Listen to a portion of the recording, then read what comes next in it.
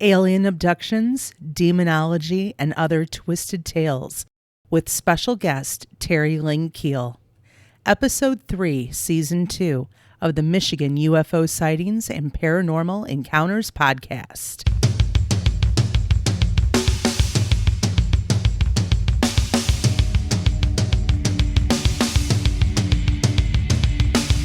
Welcome to the Michigan UFO Sightings and Paranormal Encounters podcast. Coming to you from the glacial dumping grounds known as the Michigan Basin. I'm Michelle. And I am Wayne. And we are a Michigan-based husband and wife educator and podcasting duo that after having a UFO sighting in March of 2018, have started to examine UFOs and other paranormal topics within Michigan and beyond. Topics include UFOs, the paranormal, conspiracy theories, ghosts, alternative history and archaeology, cryptids, and all things strange and paranormal. So sit back, grab a drink, and come along with us on this journey down the paranormal rabbit hole. Hey everybody, what's going on? Hey everyone. We are back. And boy, what a crazy 3 or 4 weeks it's been, eh, Michelle?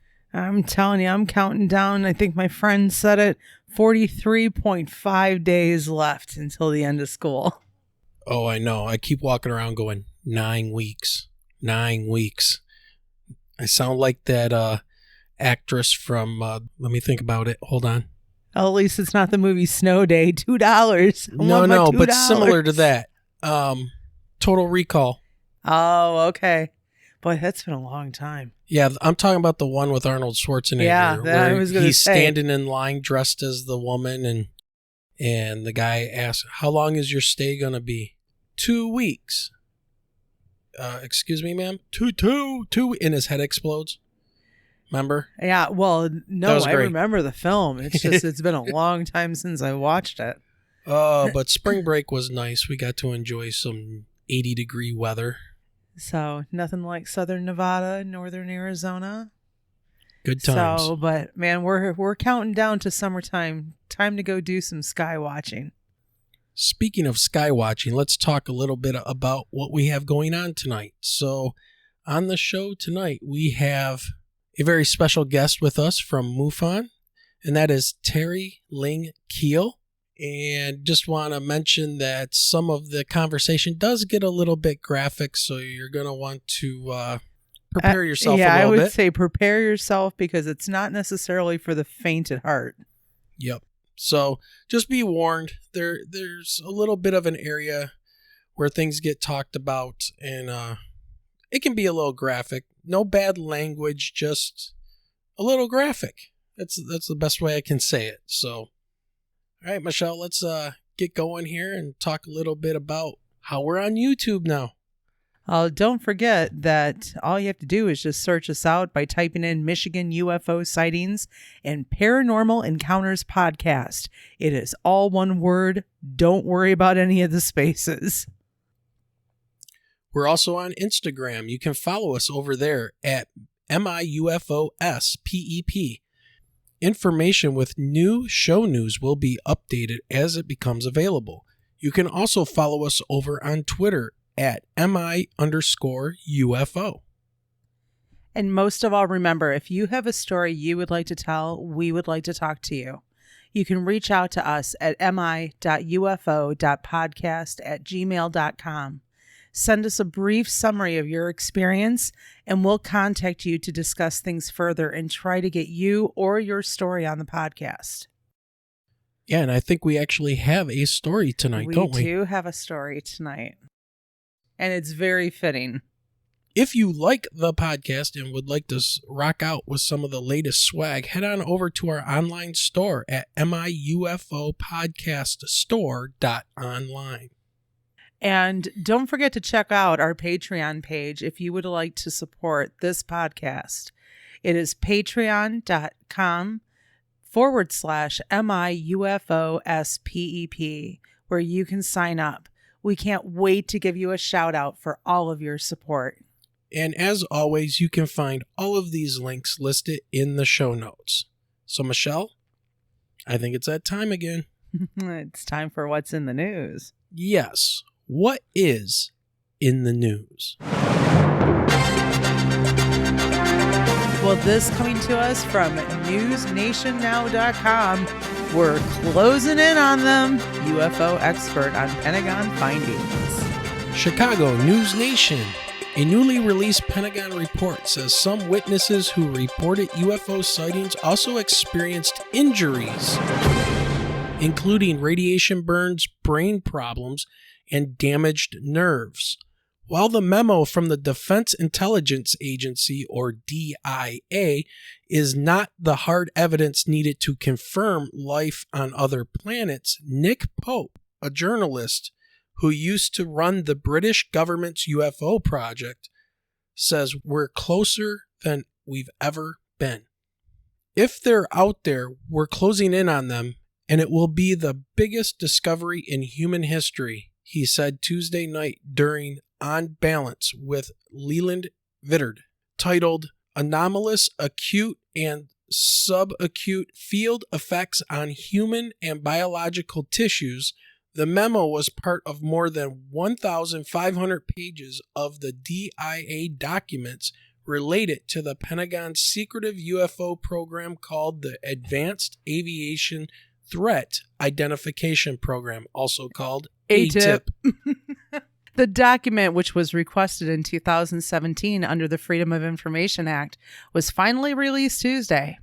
It confirms, at least according to Pope, what pilots have been reporting for years.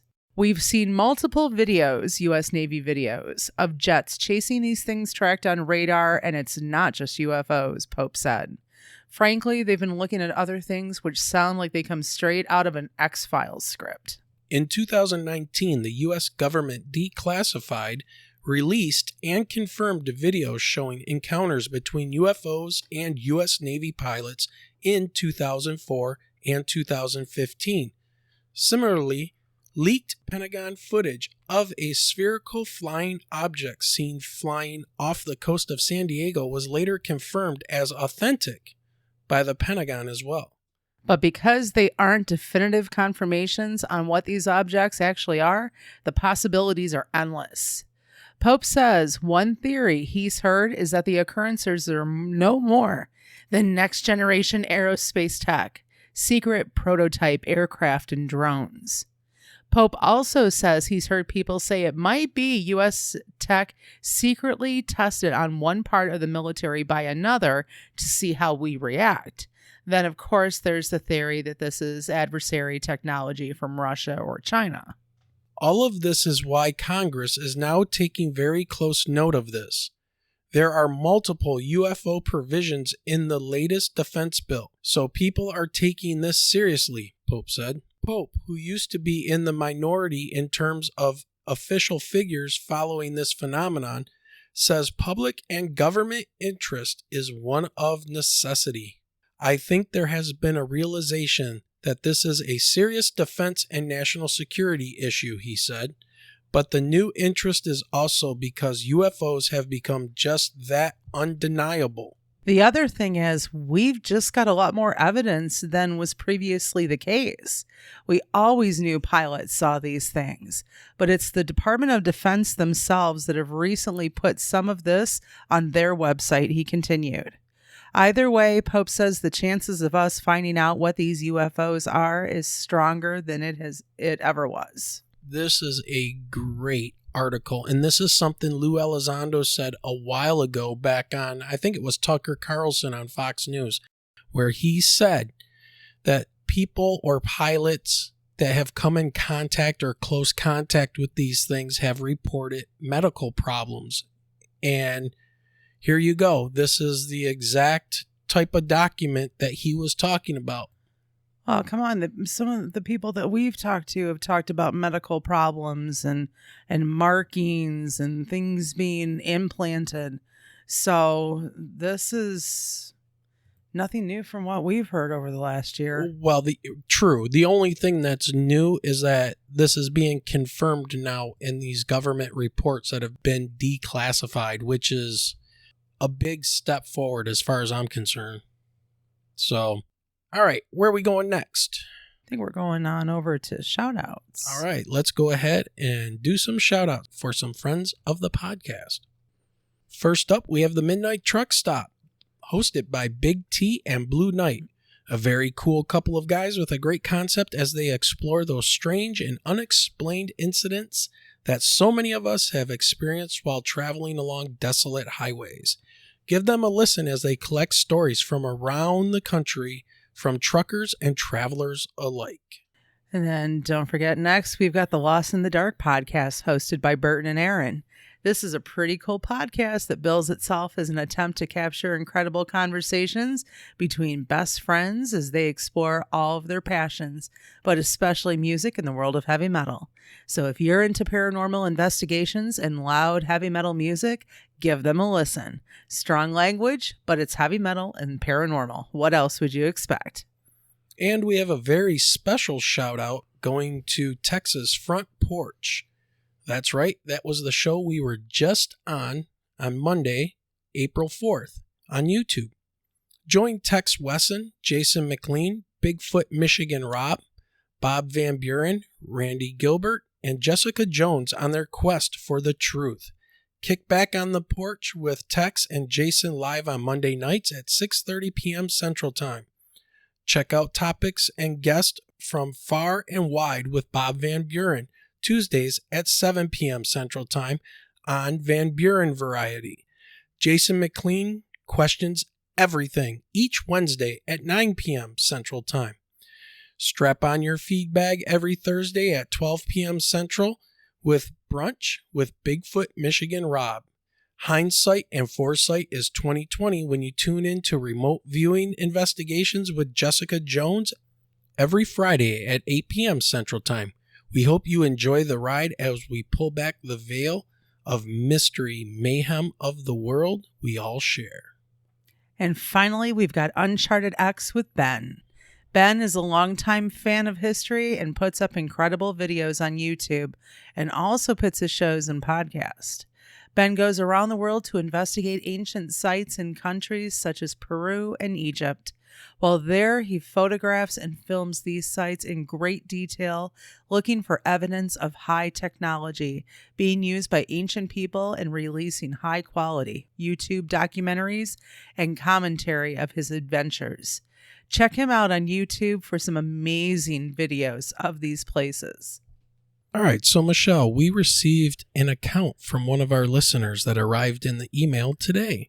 We did, and this is from Thomas, titled My Personal Paranormal Experience. Late summer 1978, 9 p.m., halfway between Mulligan and Grand Ledge, Michigan. I was 14 and my brother 16 years of age. We worked late on a farm a few miles from home, and as we drove south on Cochrane Road, I was busy looking at a beautiful clear sky that was almost dark. I could see some of the stars. Out of nowhere, a large, dimly red-lit plate appeared. The color was hot, like metal being forged. It descended slowly. I had the sense that it was at least 200 feet in diameter and around 3,000 in altitude. Within 10 seconds of appearing, it popped into 5 non-symmetrical chunks, and they lost luminescence as they gained speed and fell. My perception was I witnessed it from 2 miles away. The real oddity was that I could hear, but more felt it cracking like an eggshell before it disappeared. 45 miles per hour, windows down, 1969 Buick Skylark, radio off, and brother witnessed nothing. 2 weeks later, I had to run the garbage to the end of the driveway. It was my little brother's chore, but it got dark and he was scared to go 100 yards to the road. So it cost him $0.25 and I was on my way. Moonlit, light clouds, 70 degrees, and perfectly a still night. We lived on a dirt road with only 5 houses on the mile, so it was very quiet. I got to the end of the driveway and deposited the garbage. Across the road was a thick tree line with a bean field on the other side. As I was turning to walk back up our driveway, every leaf on every bush and tree began to vibrate, each leaf moving only a half an inch up and down. No limbs were swaying. It was loud and there was no wind. but I was covered in goosebumps from head to toe and realized it was time to go. Possibly a microburst? I still to this day have no idea what either of these strange events were, or even if they could possibly be related, but they are true, and I have told only a few friends of this. Wow. That's a great story. Definitely that first part is a classic saucer shape. Yeah, well, it's that the breaking apart into chunks. Yeah, I've done a little bit of reading on ships that seem to do that. They like come into the atmosphere, they'll stop, and then they break apart. Usually it's orbs, though. People report seeing these orbs coming off of the ships, and then the main ship like disappears. But yeah, that's crazy. And as for the leaves vibrating, yeah, I would think that's time to go as well. Yeah, anything that starts giving you goosebumps, you just have to wonder. Yeah. All right, Michelle, I think we should probably get into introducing our guest for tonight. A very interesting story behind this guest, Teri Lynge-Kehl, and quite the list of credentials here. So she is the board of directors for MUFON, director of memberships, the former state director for the Florida MUFON, assistant state director, field investigator, star team, the host of Enigmatic Anomalies, author and speaker, Bigfoot skunk ape investigator, demonologist, paranormal investigator, and a reverend. Teri Lynge is a leader in all things strange and paranormal. There isn't much Teri hasn't studied when it comes to matters of the unknown. She approaches her studies with an open mind, and no subject is too controversial to research. Her paranormal personal encounters started as a young child and have been consistent to this writing. Her desire to know the truth led her on a personal quest that has guided her to this day, 45 years later. She experienced a very powerful spiritual event in 1973 that changed her life. Teri found peace and happiness through her studies and still wanted to know more. Her personal extraterrestrial experience in 1979 changed everything she knew to be true and began a deeper study of what life was really about beyond the veil of biblical doctrine. She is a radio host and TV personality with Enigmatic Anomalies, presenting EA news updates as well as EA TV presentations and EA radio. She authors a blog at teriling.com and shares her personal life encounters. She is available for home cleansings and anointing with her gifts of discernment through demonology.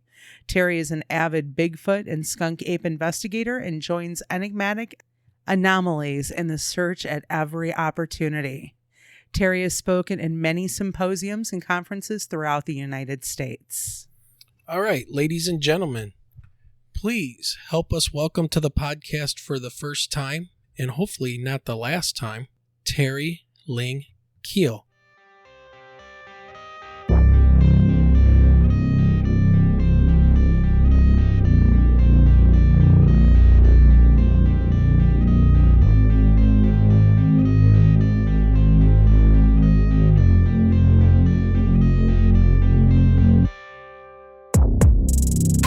Teri, thank you for joining us tonight. Thank you so much for having me. This is great. I am very happy to have another MUFON person. We did not have a good experience with MUFON. As a matter of fact, here in Michigan, we had zero experience with MUFON after we had our experience. So I don't know if there was some kind of a change or something going on, but this is great that I'm able to at least talk to you. And we had Sev on not too long ago, and she was like, you need to talk to Teri. So absolutely wanted to reach out, and you guys seem to be very active in the community, and we definitely want to get your perspective and experience on things. So once again, thank you for joining us, and we're very happy to have you on. Well, thank you. This is truly my pleasure. I'm sorry that you had problems with MUFON, and I'll try to clear all that up for you however I can. Well, I guess I should clarify by problems. It wasn't like we ran into issues. It's just that we did not receive any kind of information at all when we first had our sighting in 2018. It's like we reached out, they didn't reach back. Yeah, and so Oh my goodness. I don't know if there was something going on with a transition of who was running the state, or if there were no investigators in this area.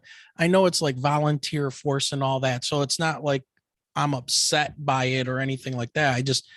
We were just kind of clueless as to, after we put in a report, like what to do. So we kind of did things on our own. Well, have you had satisfaction since then? Has anybody reached out or? No one from Michigan moved on. Yeah. Oh dear. Yeah, Well, nobody's reached out, and now we've been doing this. This is our second season, so this is year 2 for us that we started the podcast. And we're one of those couples that want answers to what we saw. I know we probably won't get them at this point, but this has led us down this weird road as educators. I have a bachelor's in science. Michelle is a master's in literacy and in English language. She's been teaching for 20 some years. I've been teaching for close to 8, and I'm a science teacher. And nothing that we saw that night has made sense whatsoever. And we want, the first thing I thought of was, well, let's contact MUFON. Yeah, of course. Right. And then without any responses, we set up a Facebook group that's a private group, and just asking people, hey, did you see things on March 18th, 2018, March 9th. or March 9th, I'm sorry, on 2018, in a giant flying triangle that just kind of hovered in the air? And then we started getting all of these people contacting us through our Facebook, and they started sharing. Those people shared out to other people, and the next thing you know, we're sitting on about 5,500 members right now. Oh wow, that's awesome. Yeah, and they all relate their stories and orbs and pictures and all this stuff. So 2 years later, after that all started, well, actually more like 3. Well, we started the podcast. You figure it this way, Teri. Our experience, even though we didn't get the communication back from MUFON, we at least created a platform for other folks, in and around Michigan, and even outside of state and outside of the country, to be able to join and have a platform, to be able to share their experiences. And then also through this, through the podcast, being able to talk to so many people who have experienced and hear their stories, and, share the similarities and just meet new people. So Right. has been kind of the main goal of all of this. And we found out, and I was born in 1970, so a few years after the big UFO debacle that happened here with Project Blue Book. I knew nothing about this. Once we started looking into some of this stuff, all conversation here in Michigan about UFOs was squashed. I mean, the Air Force came in with Hynek, said it was swamp gas, yada, yada, and everybody went about their business, and everybody felt like a fool. And so, I don't know if there's something still hanging over this state, but according to one article I just recently read, they were talking about we're in the top 10 of states with the most UFO sightings, with the right. And so it's really, interesting, and what's kind of happened and opened up with us. Maybe this was what these things wanted. I don't know. But yeah, the triangles here, especially in the winter months, anywhere between January and April, these flying triangles seem to be extremely prevalent in the skies with here in Michigan, and then out over Lake Michigan and things like that. So, well, they have always been there. I'm well aware of hearing many different testimonies of people seeing things. Are you near a nuclear plant at all?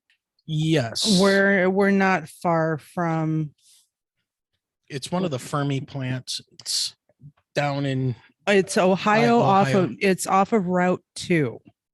You're off of which Route is 2. probably about an hour from here, but very visible if you're, I mean, if you're driving on the expressway. Yeah. Oh, sure. An Um, hour is nothing in a UFO. yeah, Yeah. If you've got a true sighting and it's a true extraterrestrial craft, that's seconds. An hour is Well, that was one of the things that we were first contacted about, was that we have a listener who started listening, I guess, once we really started. He was like, well, you're one of the only few podcasts in Michigan that talk about Michigan UFOs. And I can see the power plant out my back door, and I see orbs and things flying around it all the time.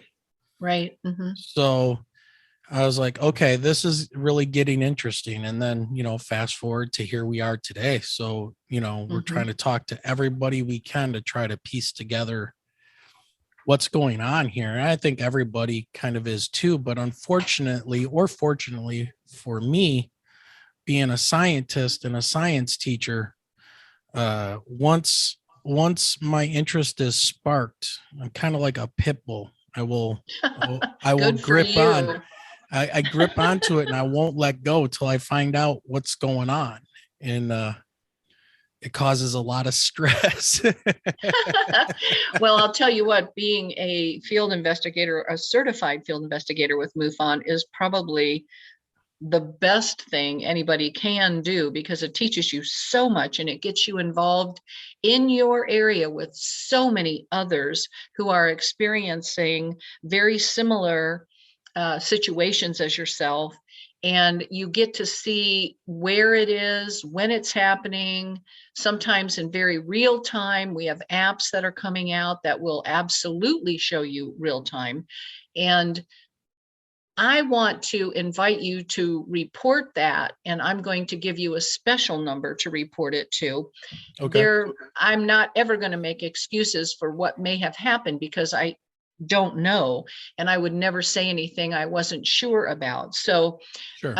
Anything could have happened. Maybe it got clicked off. Maybe there was something that happened, but you deserve to know, and MUFON should be able to come out there and work with you and find out what it was you saw. We may have a ton of reports on that very day.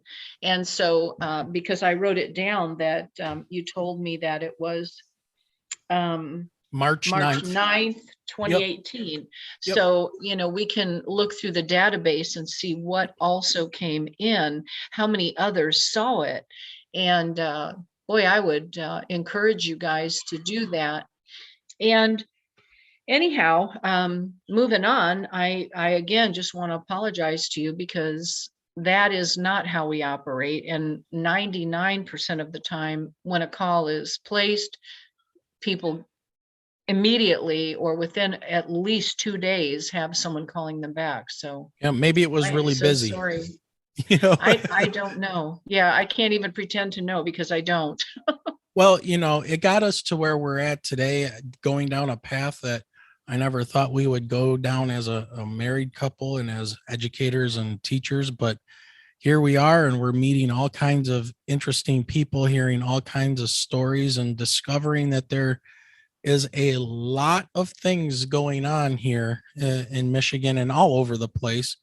But when it comes to UFOs and UAPs and even the paranormal, and it seems to really be, and maybe it's just because my eyes are just now being open to it on this scale, but it seems to be there's something that is ramping up or has ramped up from the past, or at least the communication and the lines of information now are flowing differently. So, I'll take it for what it's worth and just keep going. So, Right. Good for you. all right, well, let's go backwards a little bit here, and let's ask you, what started your trip down this UFO and paranormal phenomenon road? Well, it all started very early in my life. I was 5 years old when I had my very first just absolutely bizarre spiritual experience. Wasn't sure if it was extraterrestrial, if it was spiritual, But at 5, what do you know?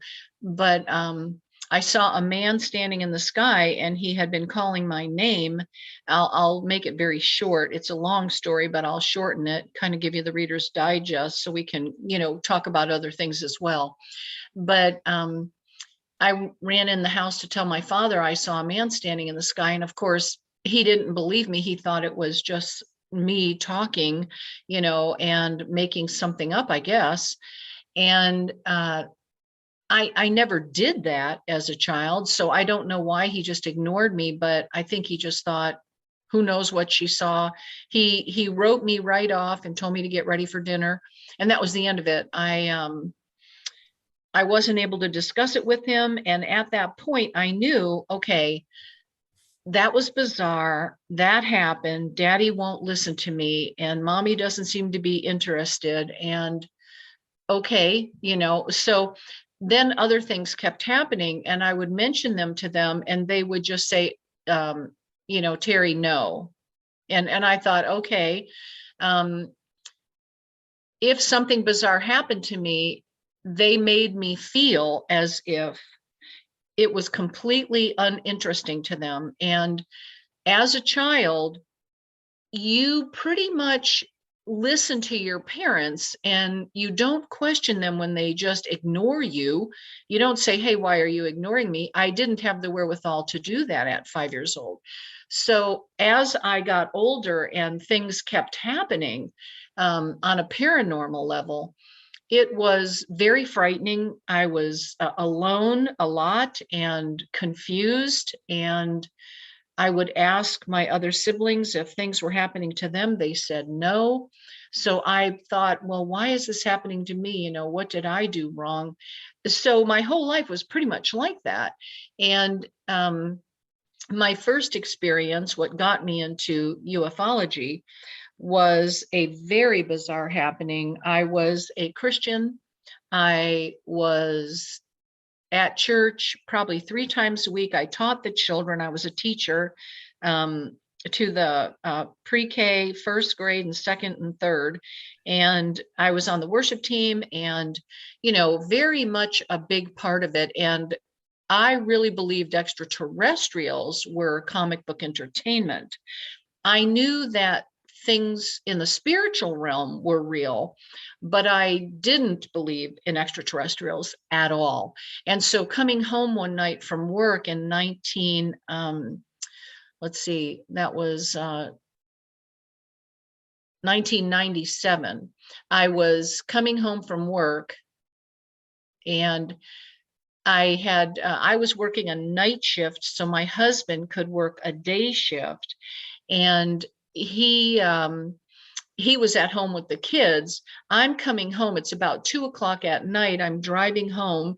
And as I turn into my driveway, not my driveway, as I turn into the road where I make a left to go into my neighborhood towards my house, I see this UFO hovered over a railroad track. And I kept thinking to myself, my God, what is that? And I remember saying right out loud, Lord, you've got to be kidding me. That's comic book entertainment. I don't believe in that. What is that? How could that be there? And then I thought to myself, well, nothing can happen to me that he won't allow. So he's allowing me to see this, obviously trying to open my mind to understand greater things than what I'm being taught at church or ever been taught at school, or, why is this happening? And so it was just, it was so bizarre. It was so bizarre. And I'm sorry, it was 1979. I don't know why I'm having such a brain fart tonight, but I am.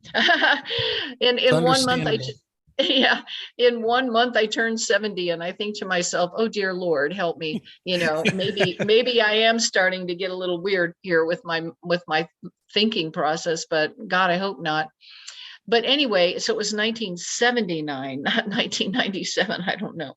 But anyway, so this all happened, and I was 27 years old at the time, and I had nothing to compare any of this to, but my car stopped, and my car had never stopped before in mid driving. And however it happened, that extraterrestrial ship shut my engine off in my Honda Civic. And I was rolling up to this UFO hovered over the railroad tracks, and then it came to a stop. I don't remember if I put my foot on the brake at some point or if it just stopped. That is actually very unclear, but it stopped. And I'm looking at it through the window of a Honda Civic, which is a very small car, and I'm mesmerized by the beauty of this machine. And I thought, oh my God, there is not one rivet, there is not a door, there are no windows, there is nothing. That thing is beautiful. It was like literally something out of science fiction, and yet there it was in 1979. You've got to remember, we didn't have anything like that. I mean, What everything did it that look we had like? was, it was silverish gray. And I went back the next day to measure. It was 42 feet long, and it looked to be about 6 feet high, 5.5, 6 feet, something like that. I could not measure the height because there was nothing to compare it to much. But as I stood there looking, in my mind's eye, I tried to recreate what I saw, and I'm thinking it was about 6 feet high. And it was really massive. And it stretched from one end of the road to the other end of the road, and it was at a railroad track. And I could see under it and on top of it and around it. It wasn't attached to anything. It had a beautiful blue light going around the center of it, and it was kind of pulsating.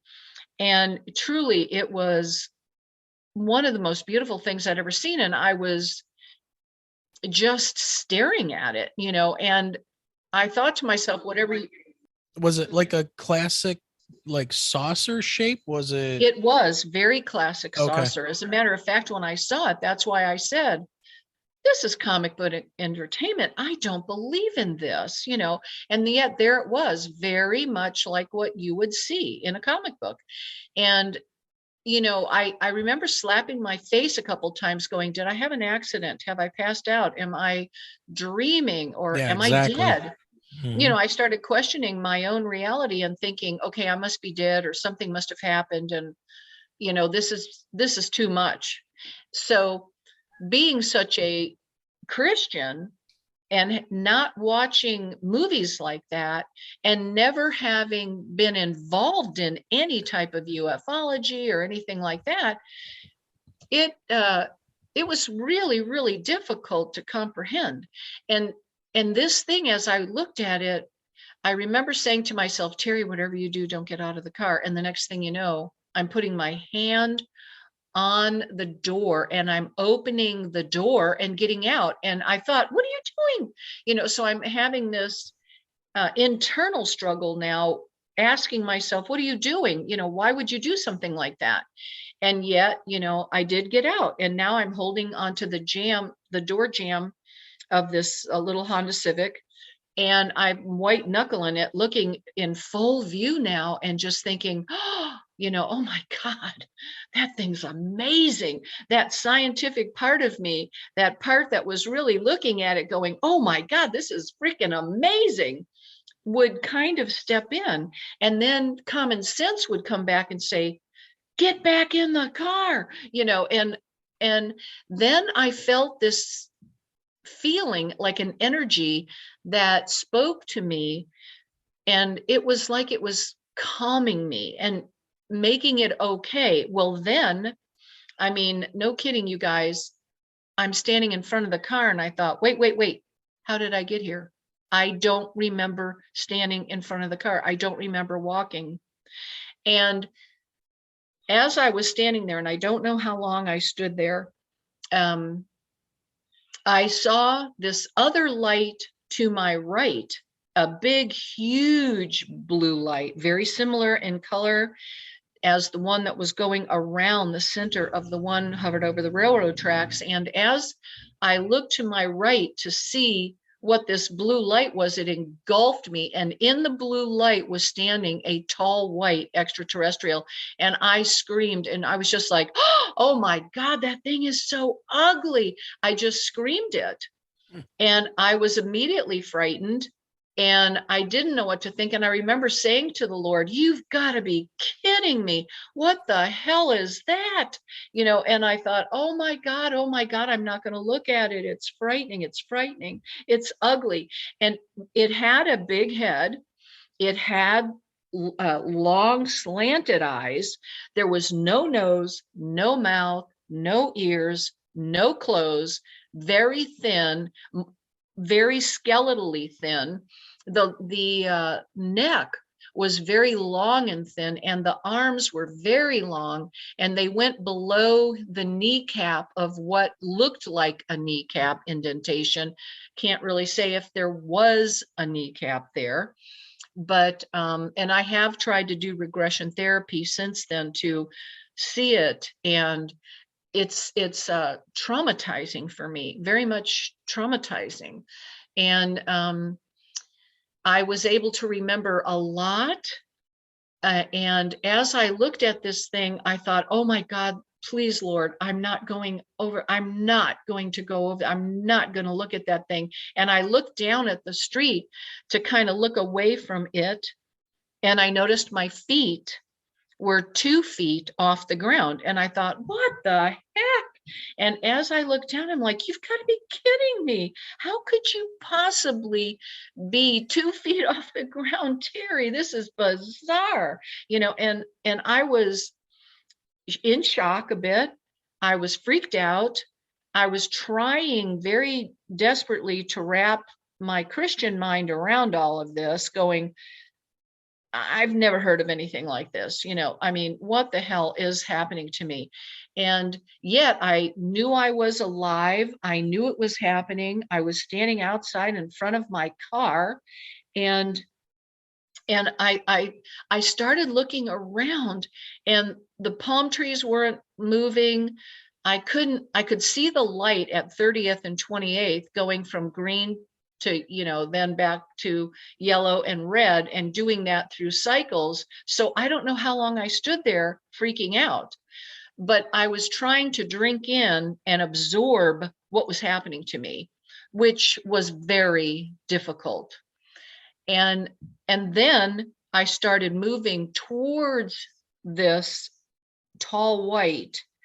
And that was probably my most panicking moment, because I thought, oh, hell no. And I mean, I'm looking, first it's on my right, now it's on my left, and I'm being drawn over to it. And I'm not looking at it. Now I'm looking over to my right. There's no way I'm going to acknowledge that thing. And I panicked. I'm out. I don't remember one other thing except that I saw another craft which had landed on the area on the right side of this railroad track. And so now, instead of looking at one craft hovered, there's another craft landed, which I never even saw because I was so busy looking at the one in front of me. The next thing I remembered was I was awake inside of this other craft. And there were 2 small grays, which I didn't know they were grays at the time. I had no clue. They were frightening, but they were short, no clothes. They really were a grayish color. And they also had bigger eyes. I did not see a nose. I did not see a mouth. I did not see ears. One of them was moving his arm towards my left ankle, and I was freaking out. I had raised my head up to look down and see where I was when I came to, and I was in a room that had white light, but it was very soft white. It was coming from the ceiling. It was coming from the walls. It was coming from the floor. It was coming from everything in that little area I was in, it was illuminated. Now, back in 79, we didn't have anything like that. So I had nothing to compare that to. And I'm trying to understand it, and I couldn't. And then I thought to myself, oh my God, that thing is going to touch my leg. It's going to touch my leg. I noticed I was wearing my uniform. I saw that I had my little brown sandals on my feet, and I think, okay, I'm okay. I'm okay. And then, as I'm thinking about where the heck is that ugly thing, right into on my right shoulder, he comes right into view and looks right down into my eyes. Scared the hell out of me. And I remember thinking, oh God, no, no. And then I heard him say, and I say him because he had a male voice. He said this: "We will not harm you. We will not take you." And I spoke out and yelled, "Take me, take me where?" And I just thought, what? This can't get crazier. This cannot get crazier. And I started wigging out a bit. And then boom, I was out again. The next thing I remember was standing back in front of my Honda Civic, staring in front of me at the craft that was hovered over the railroad track. But I was not the same girl who entered that craft. Something bizarre, way bizarre, happened to me. In my mind, I don't know about anything else that may have happened. I have no recollection. But when I stood there then looking at this craft, and the blue light was still going around it like I had initially seen, I thought to myself, please don't leave me here. Please don't leave me here. Take me with you. And I thought, what the heck are you saying? So complete Why? opposite what you were feeling. Yes. Yep. Wow. I was a different person. And that scared the heck out of me, because I thought, Teri, shut up. What are you saying? Why would you say that? You know, what a stupid thing to say. I was literally beating myself up, kind of, but it was all internally. But I did scream out loud all of a sudden again, don't leave me, don't leave me. And I thought, Teri, stop. You've got two little boys at home. You need to get home. And it was like internal reasoning was happening in my heart and in my soul, but I could not understand why I was desperately wanting them to take me, as if they had given me some form of a data dump of knowledge, if they had briefed me somehow as to what the future held or what was happening. Why would any sound individual want to leave? And so at one point, standing there, I was begging and I was literally crying. And this is what I said: why won't you take me? What's wrong with me? Am I not good enough? What did I do wrong? And then I'm like, oh my God, now I'm going into self-judgment. What the heck is wrong with you, Teri? Shut up. So I'm literally having an internal struggle. And I didn't know. I did not know at that point what was wrong with me. And I'm thinking to myself, God, please, please don't let them leave without me. Make them take me, God, please. And I didn't necessarily relate them to God, but I knew God was in control somehow. But they also were here. So now what does that mean? You know, what does it all mean? And so as I'm standing there looking at this, ship hovered over the railroad tracks, all of a sudden, in the blink of an eye, before I could even blink, it went vertical, just, and it was standing on its end. And I thought, oh, come on already. You've got to be kidding me. This can't get crazier. And I literally thought, Teri, what is happening? You know, what's going on? And where is all the other cars? Where is everybody? I don't hear a cricket. I don't hear a dog. I don't see cars. You know, come on. You know, it was literally like the Twilight Zone. And I just thought, come on, I you was know, just about to ask you, were there any other witnesses or cars, anything that you saw? nothing, no Wow. one. I saw nothing. And, and, but I was in turmoil, internal turmoil, so desperate, trying to figure out why it was happening and not having a single answer to that question. And that's a very strange place to be, standing in the middle of the road in the middle of the night all by yourself. And so after it shot up, from being horizontal to being vertical, then it shot up about maybe 500 feet in the sky and came to a dead stop. And when it did that, I screamed out, "Don't leave me here. Don't leave me here. I don't want to be here." And again, I just kept saying, "Teri, what are you saying?" And it was like reason had left me momentarily when these little moments would come that, I just kept thinking, "Please take me."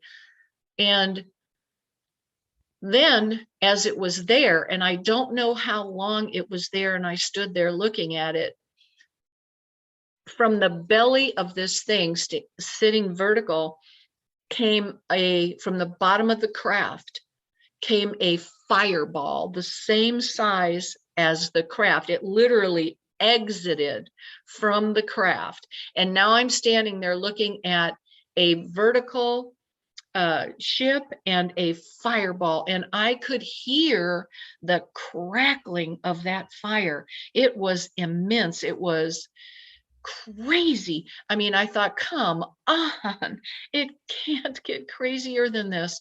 And it was just such a bizarre experience. So after standing there for a while looking at that, wondering if that fireball was going to come down and literally consume me, then I started becoming fearful again and thinking, okay. But I kept getting peaceful feelings from these extraterrestrials. And it was like they knew where I was, but I didn't understand where I was. And they were trying to comfort me in my distress. And the next thing you know, both of them simultaneously took off to the west towards the Gulf of Mexico. They were gone so fast, it was faster than a blink. And they went from 0 to faster than a blink. And I'm like, oh my God. And there I was standing in the middle of the road now, alone. Now, did you lose any time? Did you notice like time had passed or did it not? Oh, yes, it did. But because I didn't believe in them, I didn't know about missing time. And so even though I had it, and I found out later that night that I had it, right after that, I remember I was crying and I said, oh my God, I've got to talk to somebody who knows me, somebody who loves me, somebody who will listen to me. This is crazy crap. This is crazy. And I thought, I've got to talk to my mom. I've got to talk to my mom. So my mother lived literally 2 minutes from my door. I was on 32nd Avenue and she was on 51st. So I turned my little Honda around and the darn thing I got in started right up. I After turned it they had around. left, it started. Yeah. Yep. Once they were gone, my car was fine. And I'm like, oh my gosh, look at this. Thank God it's not dead. I don't have to get repairs. And on to my mother's I went. I ran up to her front door, banged on her door. Her husband came to the door and said, Teri, what are you doing here at this time of the morning? And I thought, morning? It's the middle of the night. What is wrong with him? Because now remember, I've never even heard the term missing time. So it doesn't exist in my mind. And I thought to myself, oh, I've woke him up, it's probably about 2:30. He's probably so tired. He probably doesn't even know what time it is. He thinks it's the morning. It's still the middle of the night, and I said, I just need to talk to my mother, Marty. Just where's my mother? And then I heard my mother coming down the hall and she was putting a robe on. I could kind of see her. And she said, Marty, let her in. What's going on? Teri, why are you here? And I said, oh, mom, put the coffee on. I got to talk to you. Something bizarre has happened to me and you're just never even going to believe it. And she says, well, all right, what happened? So she's putting the coffee on and I'm sitting there telling her everything I told you, except emotional, because it had just happened. And I said to her, mom, maybe I'm nuts and I don't know what to think, but this is what happened. And she looked at me and put her hand on my leg and tapped my leg and said, honey, don't worry. I've seen them too. And I went, what? And I mean, I literally almost jumped off the couch and started screaming at her because I thought, I'm 27 years old. You know, how in God's name could you have possibly not told me about this? 27 years I've been your daughter and you couldn't tell me that something like this has happened to you. Do you think that's What why they acted indifferent to you when you were a child and you said you saw some of these things? They already knew? I look back now and I know they knew exactly who I was. And I know they knew exactly when to stop and introduce themselves to me. And I know that they knew me and knew my family because later on, just to finish that story real quick, I went to my mom's. I told my mom that was the night she told me she had seen them, and she told me about her different experiences, which shocked me. And then she said to me, I was working previous to this for Honeywell Aerospace. And she said, whatever you do, Teri, do not talk about this, because if you say anything, you'll never get rehired. I had been laid off on the Minuteman project and we were going into Gemini projects and different things were coming up the pike. And so I wanted to be rehired as a secretary. And she said, if you ever say anything like this and tell anybody, they're going to think you're nuts. You're, bad crap crazy. So she said, don't talk about it. And so I didn't. And 29 years later, I'm sitting on my couch in Florida and I hear a voice, a male voice, audibly say to me, now, you might think that's bizarre, but to me, that kind of stuff happens all the time. So that is very normal for me to hear audible voices speaking to me. And it said literally this: go to the computer, report your sighting. That was 29 years earlier. And boom, just like that, I knew exactly what it was talking about. I got up and went to the computer. I sat down at the computer and I thought, okay, how do you do that? So I typed in report a UFO experience and up came MUFON. And that is how I got involved with MUFON. I never heard of MUFON before. I never tried to figure anything out about that experience. I never tried to look into extraterrestrial stuff. I stayed in the church. I was still a teacher at the church. I was still in the worship team at the church the whole time. Anytime I tried to tell the pastors about it, they laughed at me. They said, Teri, no, those are demons. And I'm like, no, actually, I know what a demon is and they're not demons. And because I had had so many bizarre paranormal experiences in my life, Christians had a very hard time. Church Christians could not relate to me, which put me in a category of being alone, confused a lot, scared many times, fearful many times. I had such a strange, teenage years and 20s and 30s and 40s and 50s. And, yeah, it was very difficult for me. I never had people that I could talk to that could understand me,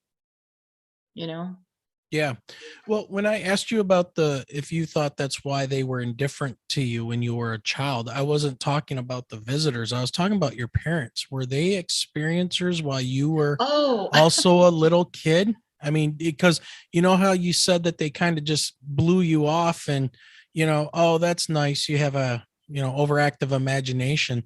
But now getting that revelation from your mom after you were taken, do you think they've known about this for the whole time you were a child.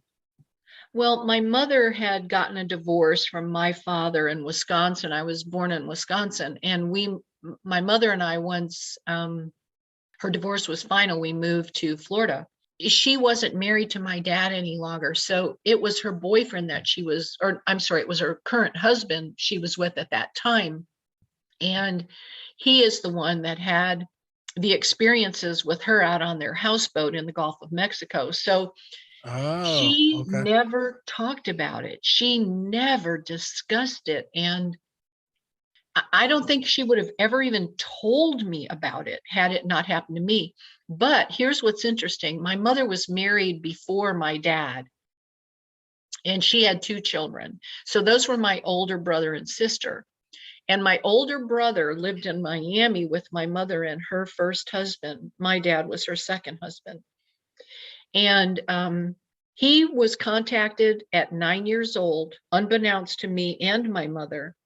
I became a field investigator with MUFON and held a meeting in Melbourne, Florida. And my brother lived in Hialeah, Florida. So he came to my meeting, and I hadn't even seen him in 20 years. And he came to my meeting, and that's when he told me that he was contacted at 9 years old and told to go to a very specific corner in his city in Hialeah, and a UFO would be there in the evening around 7 o'clock. He went there, and it showed up. And he became a pilot in the Air Force, and he was well aware that these were very real. And he had talked to other people who had also seen them. And I didn't know anything about that until I was almost 55 years old. I didn't know my older brother had that. People keep secrets pretty well, especially when it comes to this topic and the amount of ridicule that people have taken over the past. It surprises me, but it doesn't surprise me, Mm-hmm, considering everything that has happened here in Michigan since mm-hmm. the 1966, Ann Arbor, Dexter, Michigan, 2-3 weeks of UFO sightings that were going on here by police officers, and 100 co-eds at Hillsdale College, and the list goes on, and it was just all dismissed as swamp gas, and people at that point just shut down. Yeah. Oh, yeah. It's not swamp gas. Yeah, well, Well, I'm glad that Hynek switched his position and right. kind of explained what was going on there. And then there's the whole Condon report, which was set up to just be a smoke screen and Mm-hmm. fail everything at that point too. But uh yeah, so going back to when you were a little child and you had the experience with the floating tall, was it a tall white being floating in the Oh, sky? in the sky. It Yeah. was actually a man. I described it to my father as there is a man standing in the sky. And the man had on a white robe and some blue type of sash. Now, I don't know if that was angelic, because at 5 years old, trust me, Wayne, you don't know what you saw. Okay. Right, right. And you saw something, it was definitely a man, 110% a man. And my very first thought was, oh, I didn't know men could stand in the sky. Because at 5 years old, you don't know everything, and you don't know everything. So you're not really sure, if something bizarre happens at 5, that's not normal to everybody else. So when I ran in the house to tell my father there's a man standing in the sky, I thought he would come out and look, but he didn't. And trust me, it was no balloon. It was a human face. He had hands, he had legs, I could see that he was coming towards me. He first was almost like I don't know, maybe 1,000 feet in the sky. And then And he he kept getting spoke to you, closer. right? He spoke to me. Yeah. The whole story was I was standing in the front yard with my brother and the Becker children from next door. And the Beckers always played baseball. My brother played baseball. I'm not a baseball nut. So when they wanted to go over and play baseball, I stood in the front yard and I heard Teri. They all were gone and I thought it was my dad. So I turned around to look at the house. We lived in Menominee Falls, Wisconsin at the time. It was a tri-level house, had a big, huge front window and a porch, with a big front door. And my dad wasn't there. And then I thought, oh, I don't know where he is. So, as a kid, you're just, messing around in the front yard. And I heard it again, Teri, a man's voice, very clear and very purposeful. I'm like, well, like I'm probably supposed to look, that's probably my dad, but it doesn't sound like my dad, but where is it? And I looked around and around. And again, I saw nobody because I was looking on the ground. I was looking at the house. I was looking at the field that was out beyond our house. We had a big cornfield there. And the third time, Teri. And then I looked up and I'm like, oh my gosh. Oh, I didn't know men were supposed to stand in the sky. And, I'm thinking to myself, you got to be kidding me. And the sash was blowing, moving in the wind. And then it started coming closer. And I ran into the house telling my daddy, there's a man standing in the sky. There's a man standing in the sky. And of course, he ignored me. So that was that whole story. Now, that was, I've never really understood. I'm thinking it was angelic. It was coming to me from an angelic interdimensional experience. I have seen full-bodied apparitions of the dead. I have seen full-bodied apparitions of living people who were in my room with me, who weren't even there. I mean, they were not there and they disappeared and slammed doors. And the paranormal world is very real. And when your kids tell you something is bizarre, please listen, because something is attacking them or something is coming into their realm and trying to get their attention. And the extraterrestrial realm is very real. These different types of species are here. They are with us. They monitor. They are in the skies. They are in front of our faces. There are many different types. People need to realize you're not crazy. It's not that bizarre. It was the first time, but now to me, if I saw something, I would definitely have a conversation with it. And if something came in, which is why I became a demonologist and clergy, because I wanted to study. I've been studying the scriptures for 55 years, and I want to know everything there is to know. I just feel kind of like a sponge, like this is so interesting, this scientific side of it all, and just the paranormal side of it all. I mean, to me, that's what life is about, is finding the bizarre answers and knowing, of course, it's about your family and love and, being there for each other, but also, none of us get out alive here. And I want to know, where are we going and how are we going to get there and what's possible? It's so interesting to me that one scripture says, yea, though I walk through the valley of the shadow of death, I will fear no evil, which tells us we got to walk through something. Something is coming. We alone have to walk through. And whatever that valley of the shadow of death is, I'm thinking, man, I've seen a lot of crazy stuff in my life.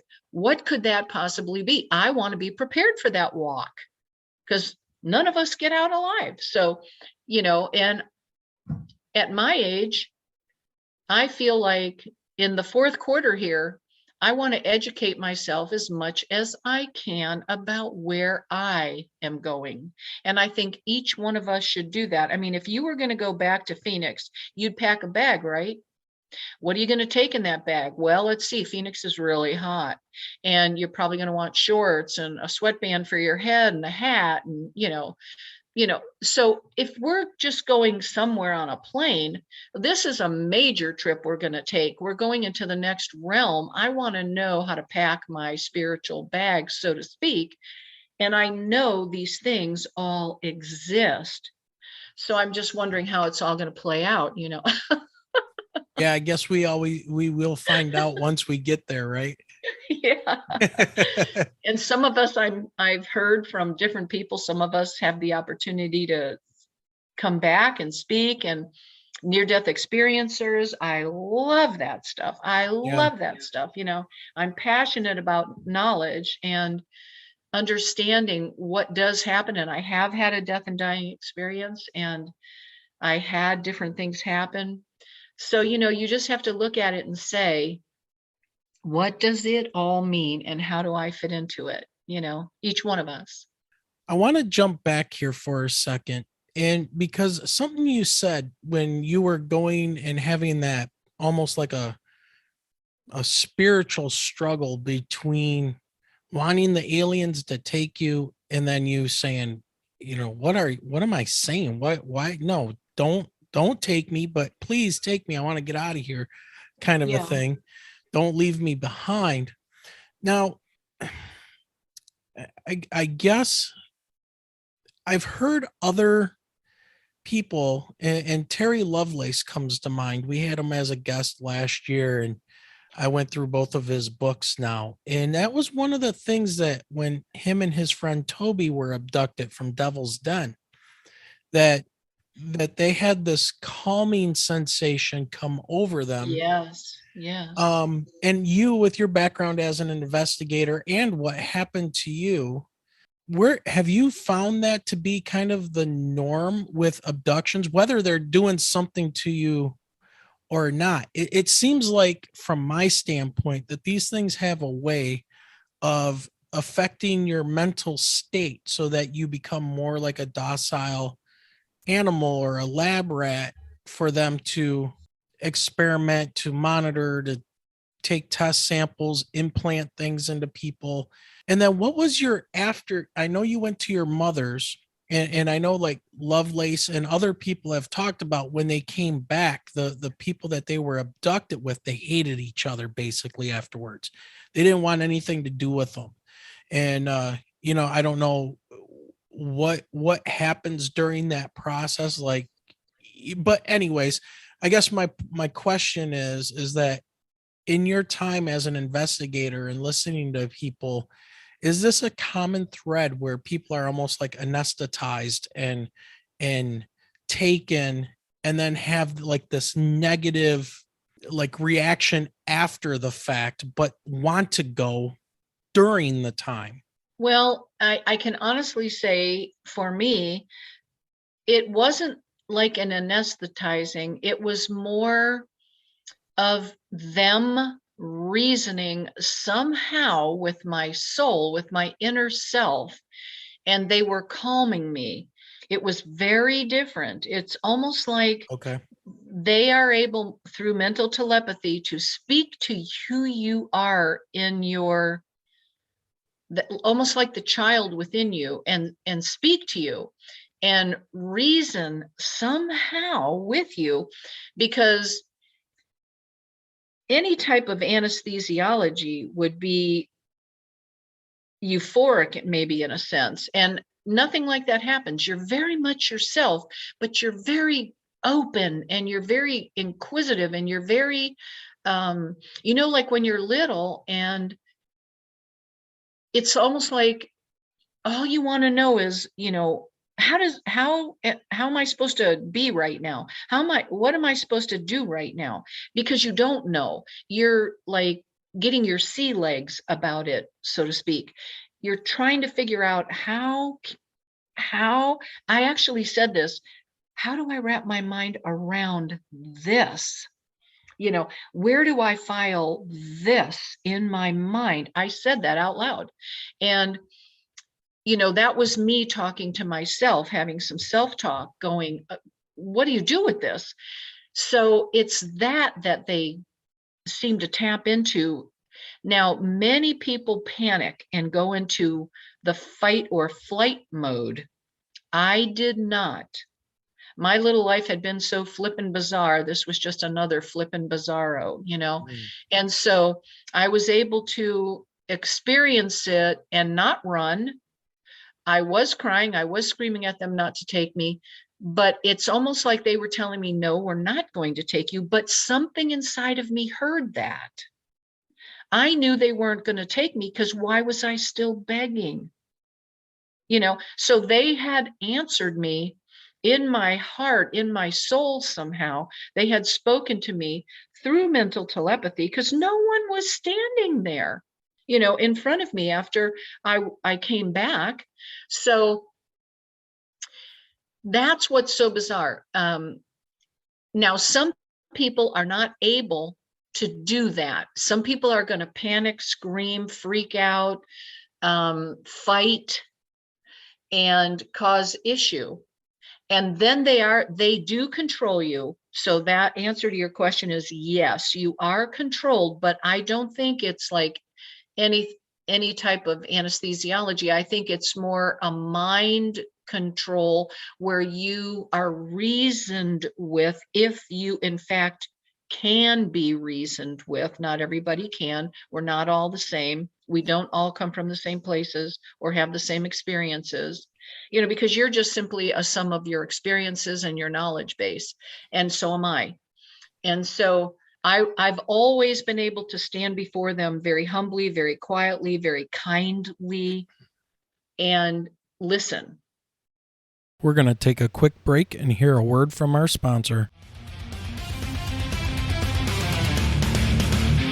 Hi, this is Chris Lato of the Chris Lato YouTube channel, retired F-16 pilot turned UAP investigator, and you are listening to Wayne and Michelle on the Michigan UFO Sightings and Paranormal Encounters podcast.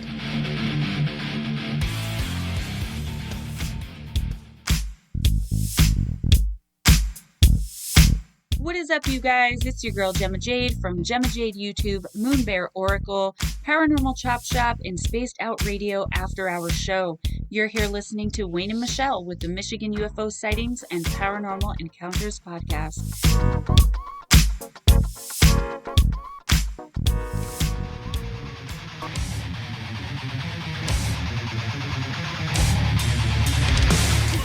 What's up, everyone? This is Burton. And Aaron from Lost in the Dark podcast. And raise your horns because you're listening to Wayne and Michelle from the Michigan UFO Sightings and Paranormal Encounters podcast.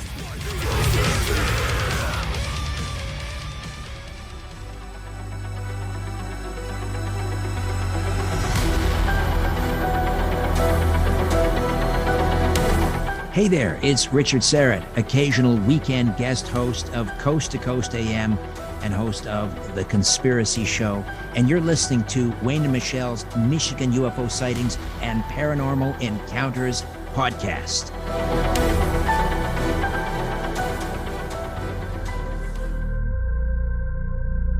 Hi, this is Seth Talk from MUFON and the author of You Have the Right to Talk to Aliens and the host of Alien Spirit TV with Sev on YouTube.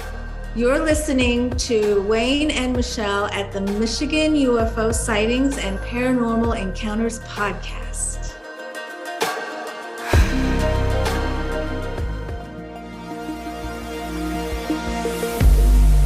Hello, everyone. This is Michael Schrett, military aerospace historian and private pilot, and you are listening to Wayne and Michelle at the Michigan UFO Sightings and Paranormal Encounters podcast, and we're glad to have you with us today.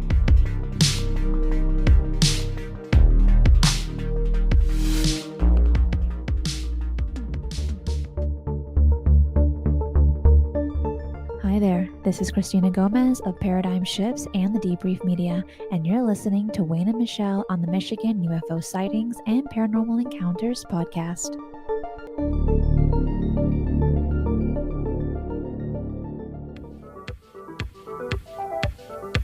Hi, this is Alex Novitsky, and you're listening to Wayne and Michelle on the Michigan UFO Sightings and Paranormal Encounters podcast. What I'd like to show you guys is the infinite pool of experience and awareness, which can be found at luciuslabs.com. And it's a book that I've written after basically meditating for 27 years basically goes over modern physics and takes you all the way from modern accepted physics to understanding that we live in a layering of conscious types within time and that our consciousness is eternal. What's happening, ladies and gentlemen? This is Big Willie with the UFO Garage Podcast, where we're all about UFOs, aliens, and all things weird. I also run a podcast, Band of Bearded Brothers, with my brother Micah, BOBB for short, and you are listening to Wayne and Michelle with the Michigan UFO Sightings and Paranormal Encounters Podcast. So take a seat and buckle up as they educate us on all things woo. I don't question, I don't scream at them and yell at them telling me you have to do this or you have to do that. Now, Travis Walton did that. You know, when he got on, he fought against his. He threw things at them. Yeah. Right. Mm-hmm.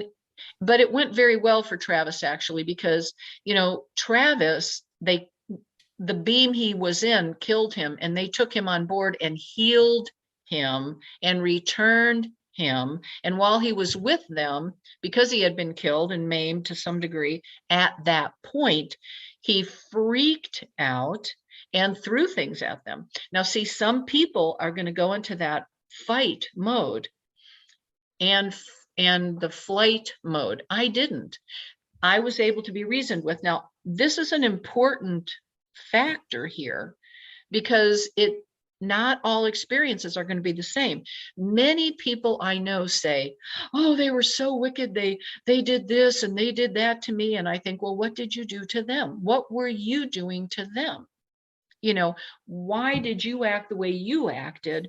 Why weren't you just there to learn and to communicate and be kind? You know, we don't all come from a kind place when we're fearful. And I've even had people say, oh, I've had sex with them, or they did this. And I'm like, no, that was a wet dream, honey. You did not have sex with them. They don't have the wherewithal. They do not have the wherewithal. They are not like us. They are other than we are. They eat differently. They don't sleep like we do. Their skin is not like us. Their makeup is not like us. Their being is not like us. They don't have sex with us. Hybrids, possibly, okay, but not here. It would be there. It wouldn't be, you'd have to be on a ship with them or be taken somewhere for something else to happen. I've also heard that men and women on the ships have had sex together, but then you're just having a normal baby.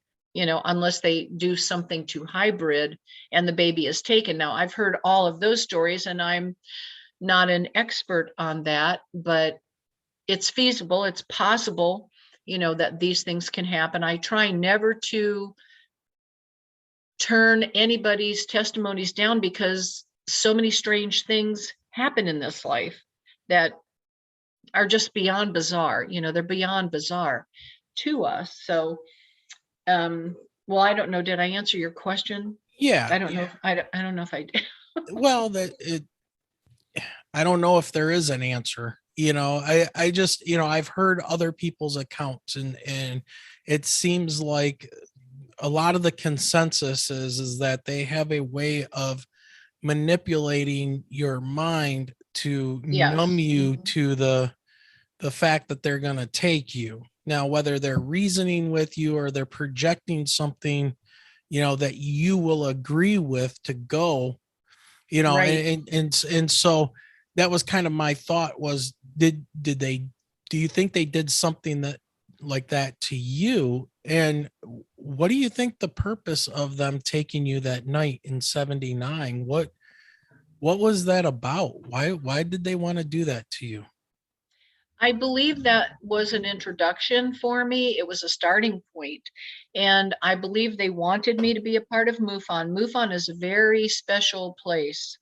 And I'm hoping, Wayne, that you and Michelle will still check it out, because you have so much to offer. You really do, both of you. And your experiences and your knowledge is there. You know, it takes you to another level. It really does. Absolutely. Speaking with other people and getting hands-on right now what happened, and being able to hear and share and come to understand, there is nothing like it. There really is nothing like it. And to have the database and all those stats and all that information at your fingertips, there is nothing like it. And nobody else does what we do, because, you know, we go out and we're the boots on the ground. Literally, we're the ones doing all the investigating, and, you know, it's just amazing. I've got to tell you, it's amazing. And there's no end to what you can learn. And the beauty of it is you build friendships and family within that, because everybody is so like-minded. And that's very important, having been through any type of sort of experience with extraterrestrials. You need to talk to somebody. That is not something that you can just do on your own and expect it all to make sense. You do have to have people that you can talk to and you can relate to, and that will understand you without making fun of you. That's very important. So, you know, coming to MUFON for me has helped answer so much, and the regression therapy with trusted individuals that won't mislead you or misguide you, that is, to me, it's epic to have that kind of friendship level with people, that you can do that. And it has caused me to have a whole family of, you know, people that I'm associated with now, and I can pick up the phone and call anybody anytime, you know, if something were to happen again. And things do still happen, both in the paranormal with me as well as the spiritual. And that's another thing. One seems to be a part of the other. Even the angelic interactions that I've had, the spiritual interactions, the demonic interactions, the extraterrestrial interactions, all of this seems to be doors that open to you once you've had some of these experiences. And that was going to be my next question, which, you know, is interesting that you went right to that point. Do you, in your opinion, and that's basically what you're saying right now, is there a connection between angelic, demonic, spiritual world and these other beings? And do you see them? Some people will lump the aliens into, or visitors, whatever they are, into one category, and it has no religious connotation. There's no spiritual aspect of it. It's nuts and bolts, and that's it. There it is. Other people will say, no, it's demonic all the way through, period. End of discussion. Yeah. Don't talk to us about it. You know, the very fundamentalist type of religions that are out there, and not just Christianity. So I'm not picking on any one religion, but you said something about the opening of doors. So if you could you like expand a little bit on that and what your experience has been? And I know Michelle's sitting here biting her tongue, wanting to talk to you about the demonology aspect of it. Oh, sure. Yeah.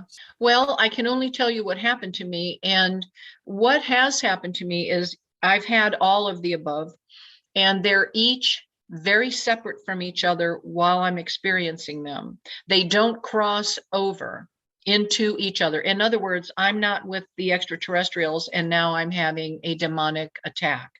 I'm not having an angelic attack. I'm not having a spiritual attack. Each one is by itself a door. And if it opens, I have the experience, and then it will close.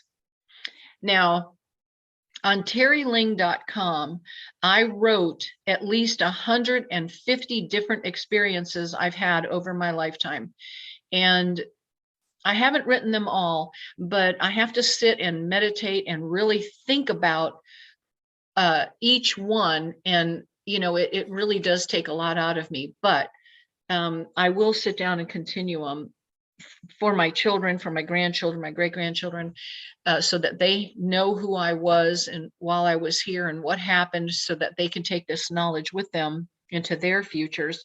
But in the demonic realm, that one is probably more frightening, more confusing than any of the other realms, because it's bizarre beyond bizarre. I mean, it really has some very strange things that can happen. And they are all things that you see on movies, like slamming doors, and something can fly across the room, and the lights can go on and then they can go off, or they can start acting bizarre when it's a brand new light bulb. Voices can be screaming. Things can actually really happen. Demon possession is very, very real, but also rare. And yet all these things are biblical facts. They're truths that we can look back in the Talmuds. You can look back in the old books of old, and they're all there. People have for centuries. The extraterrestrials have been with us since before the Lord came, to the earth, and died for people. And I think it's such a bigger picture. He knows what we're fighting and what we need to be saved from, and we do need to be saved from all that. And I'm not a Christian like the normal Christian. I'm not a pew sitter. I'm not a judge person. I don't judge people. I'm a spiritual being on a human journey. I have met the Lord. I know this is all truth. There's so much to it, and yet it is all applicable. It is all purposeful for our lives to teach us for the next level of life. We are an energy. We do not die. We are spirit beings. And, whatever your wife wants to ask me, I mean, I'll just tell her, whatever. I've had so many different experiences that I guarantee you they are all very real. I would say out of all of your experiences, which one probably stands out to you the most? I mean, out of all of them. Well, they all stand out, every single one of them, very personally to me. But the one that hurt me, which is very rare, when a demon can actually hurt you. I was 16 years old, and I was out to dinner with some friends, and we ended up going to one of my friends' home. There were two of us, and they were friends of mine that were guys that were very close to me, and I was very close to. And we went to Jerry's apartment, and we went upstairs, and Jerry was sitting in front of me, Ed was sitting to the right of me, and I was sitting looking at both of them. Okay, so we were kind of in a triangle, and I was looking into the kitchen. Jerry and Ed were looking somewhat into the kitchen, but mostly at me, because the kitchen would have been in their peripheral right vision, but they were both in my immediate vision. And we were sitting there talking and laughing, and they wanted me to smoke a joint with them. Okay, I was 16, and I wouldn't, because I wasn't into that. I wasn't into drugs, and I was very adamantly not into pot at the time, because I'm not a smoker, never smoked, always kind of hated the smell. And so to me, it stunk. And they were laughing with me and telling me to, you should smoke this, blah, blah, blah. Well, anyway, so we're sitting there having that conversation. It was in the 60s. And all of a sudden, in the kitchen, on the floor, under the cabinet, from the bottom of the kitchen cabinet, I see this white film. And it looks like smoke. And I'm sitting there looking at this smoke going, oh, something's on fire. And they both were looking at it while we were talking and laughing. And all of a sudden nothing was very funny for me anymore. I'm focused on this smoke in the kitchen. And I'm thinking, And by the way, I don't drink. I'm not a drinker. I'll have a social drink, but at that time, oh my God, no, hated it. And so I was as sober as the proverbial judge. And here I am looking into the kitchen, and it started very low at the bottom of the cabinets, and it started swirling up, and I thought it was a fire. And of course, you're going to start looking at that. And they looked at my face, and they both turned their heads to look at it. And the three of us were sitting there scared out of our frigging minds. And I'm looking at this thing, and it's getting taller and taller and taller. And now it's about 5 feet tall. This smoke has now risen up to 5 feet tall. And yet it's enclosed. It's not going out into the room. It's just getting taller, like a pyre or something, or a flame, but there was no flame. It was all smoke. Then it looked like it started congealing or something. And I mean, it didn't make any sense at all. And I'm looking at that thing going, what the hell? I mean, that's my go-to thing, is like, what the heck? And they're looking at it, and I can see them. I'm looking at them as I'm looking at this, and they're scared out of their minds. Their mouths are open, and they're like, we're all kind of like, and all of a sudden it starts getting a face. And I'm like, oh, hell no. I'm like, you got to be kidding me. And it started getting a face in it. And I thought, you've got to be kidding me. And, those guys are sitting there looking at this. They start screaming. They run for the door, throw it open, and go downstairs. I'm mesmerized. I'm so scared. I can't even believe what I'm looking at. And it has this face, which has very wild eyes, and it has a very long mouth, and it seems to have now taken a form. And this thing came at me so fast. It was like boom. And first it was in the kitchen, and then it was going right straight through me. And I thought to myself, okay, oh my God. And I got up and ran downstairs, and this happened while I was by myself. It came right through me, and I felt it almost as if it was misty in a way. And I was beyond terrified. I almost fell down the stairs, going down the stairs. I was so afraid. I wouldn't look back. I was running through the door open. They're both in the front yard, freaking out. And I said, oh my God, oh my God. And I said, why did you leave me up there?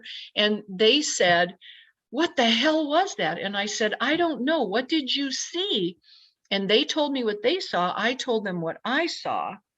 And all of a sudden, you guys, and this is very true, my eyes started burning. And my eyes were burning so bad, I thought, oh my God. And I started itching them with kind of my knuckles going, oh my God, my eyes are so itchy. And I thought, I don't know why my eyes are so itchy, but I said, I've got to go. And they left, and they were like, oh my God, And so I left. I went right to the hospital. My eyes were so itchy. I felt like, there was nothing I could do to alleviate the itch. And when I got to the hospital, they said, well, we don't have an ophthalmologist here. And I said, well, I need help. My eyes are hurting so bad. And they said, well, there's an ophthalmology office behind us, and they don't open till 6 a.m. in the morning. And it was only like 11 or something. And so they said, we can see that you definitely need to see a doctor. You definitely had something happen to your eye. What happened? And I thought, there's no way in hell I'm telling them what happened. And so I said, oh, I don't know. I don't know why and I left the hospital. But meanwhile, I'm sitting in my car in the parking lot of the ophthalmologist all night long. And I'm scratching my eyes. And by the time the nurse came at about 6:30, I ran up to her, and she looked at me and said, "Oh my God, what happened to you?" Well, there was no way I was going to tell her. I just said, "My eyes are itching. My eyes are itching so bad." And so I went and saw the ophthalmologist. When he got there at 8 o'clock, I was the first person. They took me in. He gave me ice packs and he gave me drops and said, "You're going to have to keep your eyes closed. You've had a terrible accident. It looks like you were stabbed in that right eye." And I said, "Oh no, I wasn't stabbed." And he goes, "Well, what happened to you? Did you have a car accident?" And I said, "No." And he said, "Well, you have trauma to your right eye." Now, you guys, to this minute, I just had new glasses about a month ago, and I went for, because I just moved here to Paris, Tennessee, and I saw Dr. Taylor here in Paris, and he said to me when he did my eye exam, he goes, "Wow, what happened to you in that right eye?" He said, "Did you have a terrible accident when you were younger?" And I said, "Well, you know what, buddy? I'm going to tell you the truth." And I did. And I think he thinks I'm cracked, but I told him what happened. Every single ophthalmologist I've ever seen for my glasses has said to me, "Oh, wow, what happened to that right eye? It looks like you've had an accident." And I actually have some kind of thing that goes way over, like your eye is round, but there's something that goes in my eye, and the doctor showed it to me on a radiograph and said, "This is," well, it wasn't radiograph, it was some kind of other eye graph thing that they took from some machine. Was And he it like showed an it to me. ultraviolet scan that they did? Some kind of scan. I don't Okay. remember exactly. I can look it up in my medical records and see what it was, but it was the first doctor I saw here in Paris because I was having some problems with my eyes. And he said, "If I were you, I wouldn't do any surgery. It's not going to make it better." But it had to do with my retina, and I really should, maybe I should write on my blog about it and have all the information and the paperwork in front of me so I can explain that. But a lot of people said, "Oh, it's just because they were smoking pot and your eyes were sensitive." I'm like, no, I didn't smoke the pot, and I wasn't that sensitive to what they were smoking. I didn't have anything, and it wasn't like they were bonging it or anything, it was just a joint. So, but they were laughing and trying to get me to do that. And so, being a field investigator, I tried to debunk it and say, okay, let's say it was that, but there were other people in my life that I had been around that were smoking pot, because I'm still not a pot or cigarette smoker to this day, and it doesn't bother me. I would say, was it maybe laced with something? I mean, back in the 60s, LSD was going around. However, why would you guys have a mutual delusion or, illusion at that point? Why would you guys see the same exact thing and freak out?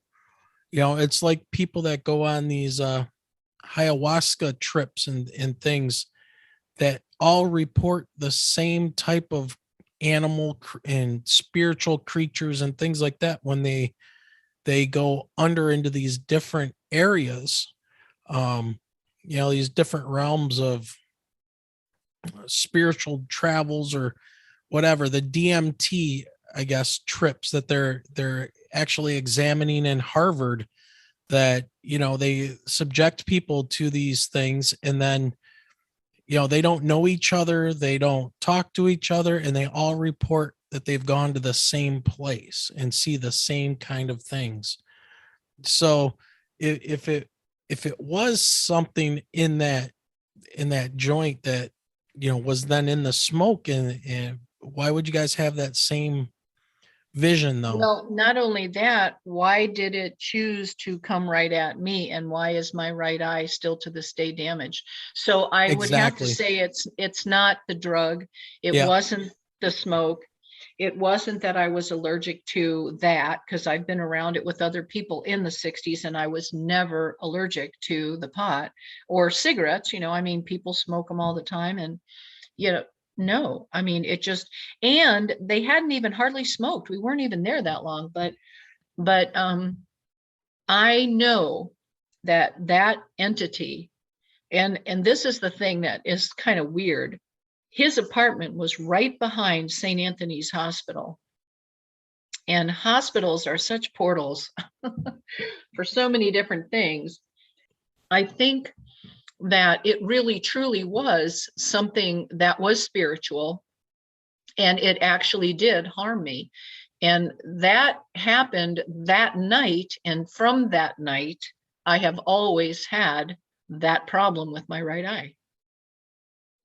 So if it was just smoke or DMT or something, Right, that's not going to do that. And each ophthalmologist, and I've probably seen about, I would say, roughly 5 different ophthalmologists over my lifetime have given me a really full, good exam.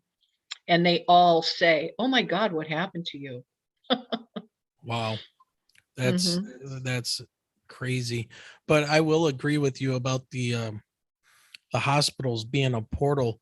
When my second daughter was being born, on the floor below the maternity ward, we had found out that a woman had passed away, and we looked it up and thought that pretty sure her name was Rose.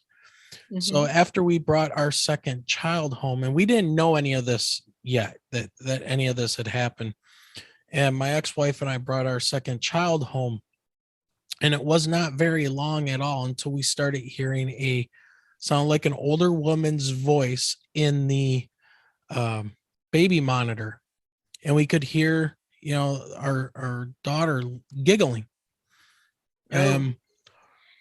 We're like, what is going on here? And we'd go up there, nothing's there, and we would listen, and we just eventually just started, looking, and found out that at the same time my daughter was born, this woman had passed away that was on the floor below the room where she was born and being kept. And we found out her name was Rose. So we just started saying, hey, that's Rose again in the baby monitor playing with Abby.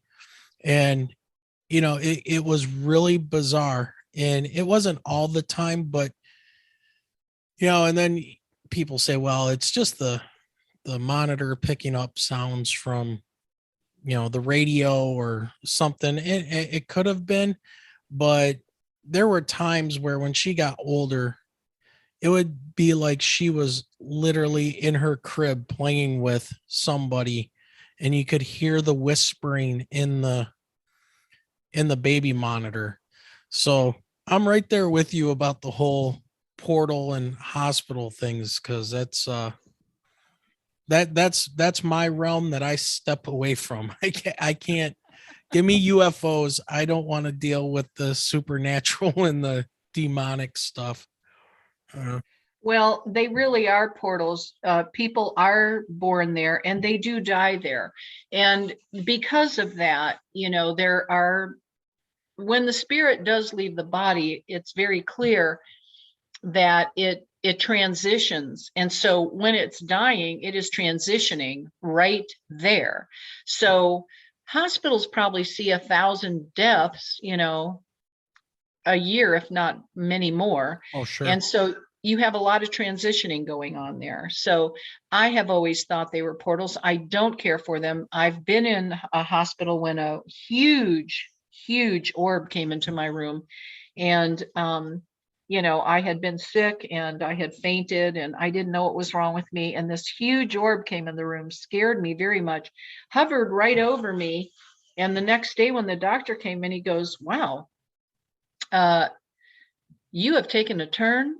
He said, "You are all your labs are positive, everything's great. I don't know what happened, but I'm sending you home." And I had been there for a week, and I was very anemic. I was sick. I was lethargic pretty much. And it was just something that had happened to me, and we didn't know what. I had passed out.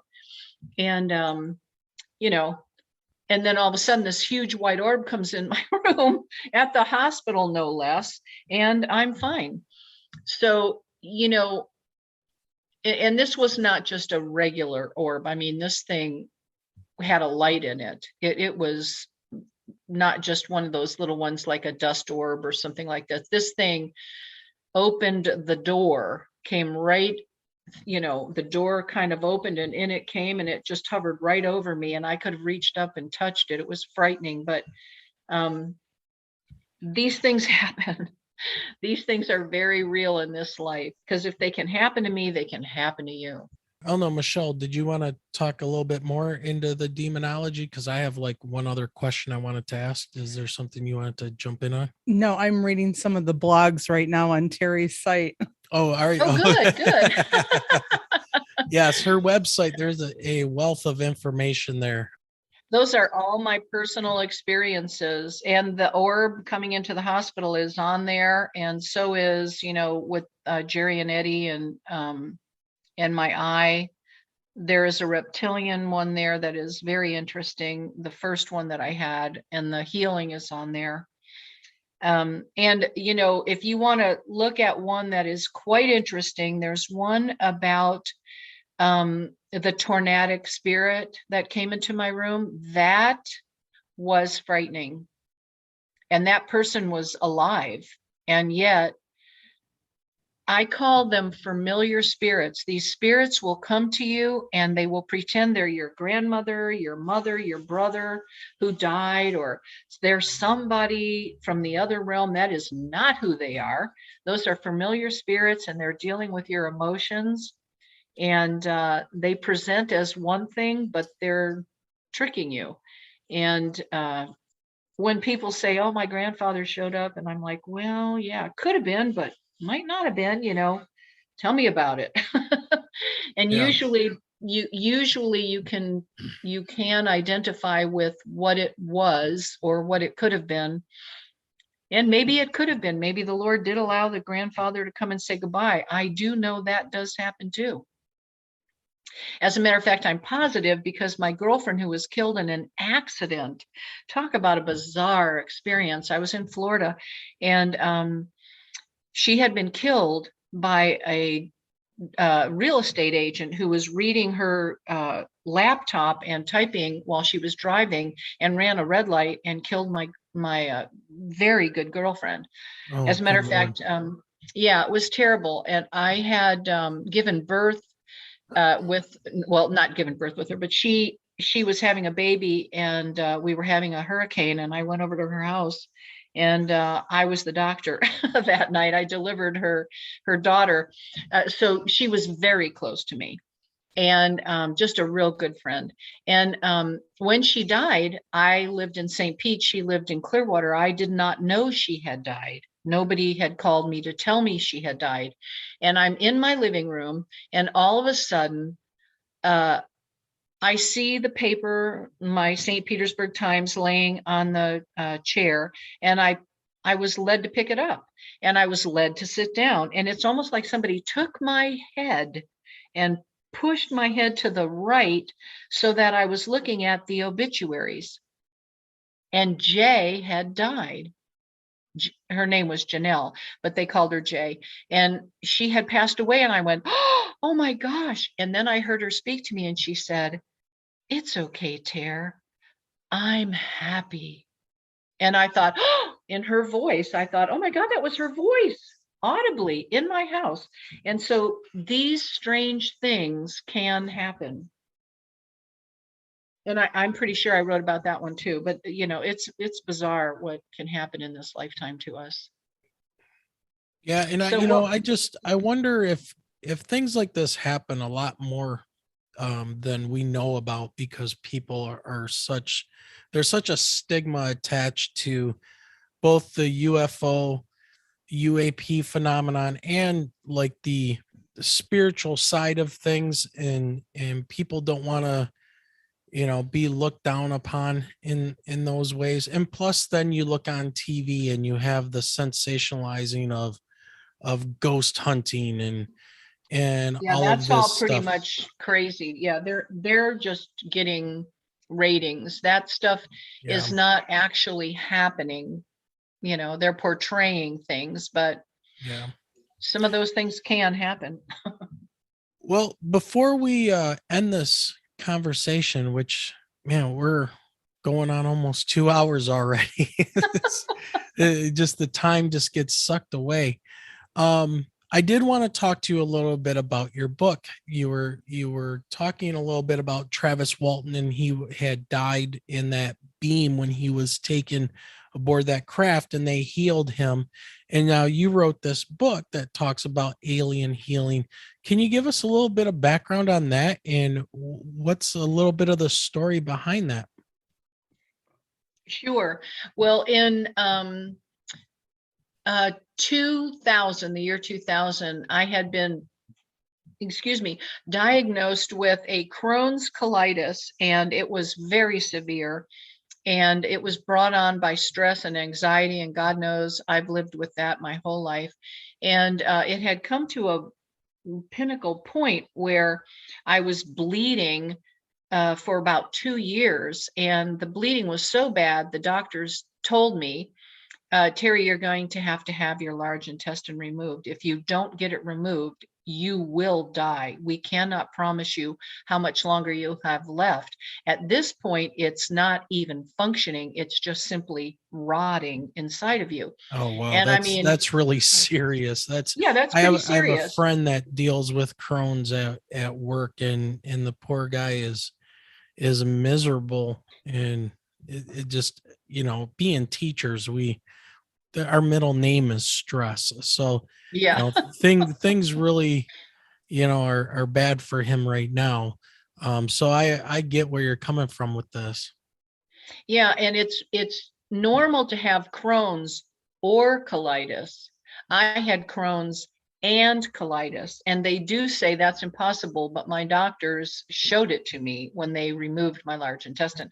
So anyway, I had said I would have the surgery, so I had the surgery. And then after the surgery, something had gone wrong in the first surgery, and 6 weeks later, I had to go back and have a second surgery, which was beyond bizarre because the pain was off the charts. They had to cut into a semi-healed, incision that is the length of my body just about. And it was very painful. Oh my God. I just, no words can explain. And so they fixed the bleed that they caused the first time, but I now was incredibly sensitive on my right side, something that they had done in the first surgery, and the second surgery had left me with a very painful pain in my right side. So that became my new norm. And I'm really not a complainer, so I didn't ever complain about it. I just thought, okay, this is my new norm, And 12 years I lived with it. And in 2012, I did ask the Lord to heal me. I wasn't healed. So I'm like, okay, he's not going to heal me. So I did not ever ask an extraterrestrial to heal me or anything like that. I didn't even think it was possible. To me, that was just that, I couldn't even accept that, as bizarre as my life has been. But and I had never even heard at that point that other people were healed of anything like that. And so it was just unbeknownst to me. But anyway, I'm sound asleep. I hear a male voice call my name, Teri. And it was a kind of a gruff voice. I didn't recognize it. It was clearly not my husband. And so I rolled over to see who it was. I didn't know if it was going to be spiritual, demonic, I didn't know where that voice was coming from. And sure enough, here's this short reptilian, and he is very colorful from what I could see. Outside of the bedroom window, we had a spotlight, which was on my husband's truck. So it kind of illuminated the room to a degree. And I could see clearly that this thing had red and green and yellow and, different colors. And I'm staring at it and I'm like, oh my God, and if you can even believe this, it wasn't as frightening as it may have been years before, because now I was a little more accustomed to seeing bizarre things. And like I said, when I rolled over, I didn't know what to expect I would see. And God knows I never expected to see that. And so it was about 4 feet. It was very buff. It had muscular position. It had a very reptilian type of face with these huge jowl-like things. And it had strange eyes, and I didn't see any form of a nose. I didn't see any form of a mouth on this. And it might have just been that I was staring at the arm. And it was after a while, after staring at it, I'll kind of give you the Reader's Digest on this. I noticed that it had claws as hands. It didn't have a hand. It had like almost like you'd see on a big dog with an actual dark claw on the hand. And I thought, oh my God, this thing is really weird looking. And as I looked up at it, I noticed it was staring at me as much as I was staring at it, but it hadn't said a word. And then through mental telepathy in a male voice, it said, "Be still." And I noticed it had in its hand or claw a Y formation type of a device. Now, having had a medical background and a dental background, I knew this was some sort of a device for doing like, I don't know, like maybe a probe. I didn't even know. But it had very long, moving, which blew me away, moving tentacle-like, on the Y portion of it. The stem portion was strong and firm, but it looked very similar to an octopus tentacle, as crazy as that sounds. And yet it was very thin, and one side had a suction cup end on it, and the other side it was like wound real tight, like you would see a fern, a green fern in, up on a plant. It was very much like that, but yet it was kind of grayish and whitish, and it was moving. And I thought, oh my God, that thing is moving. And I thought, okay, that's not any type of a medical device. I mean, I don't know what the heck that is. And when he said to me, "Be still," he inserted it vaginally, and I could feel this thing getting warm, and it started going. It was wrapping itself around the area in my right side that had been causing me pain for 12 years. And I was feeling pressure. I was feeling heat. And I was scared. I kept thinking, oh my God, that thing's going to pop. It's going to pop, and it was like, what the heck?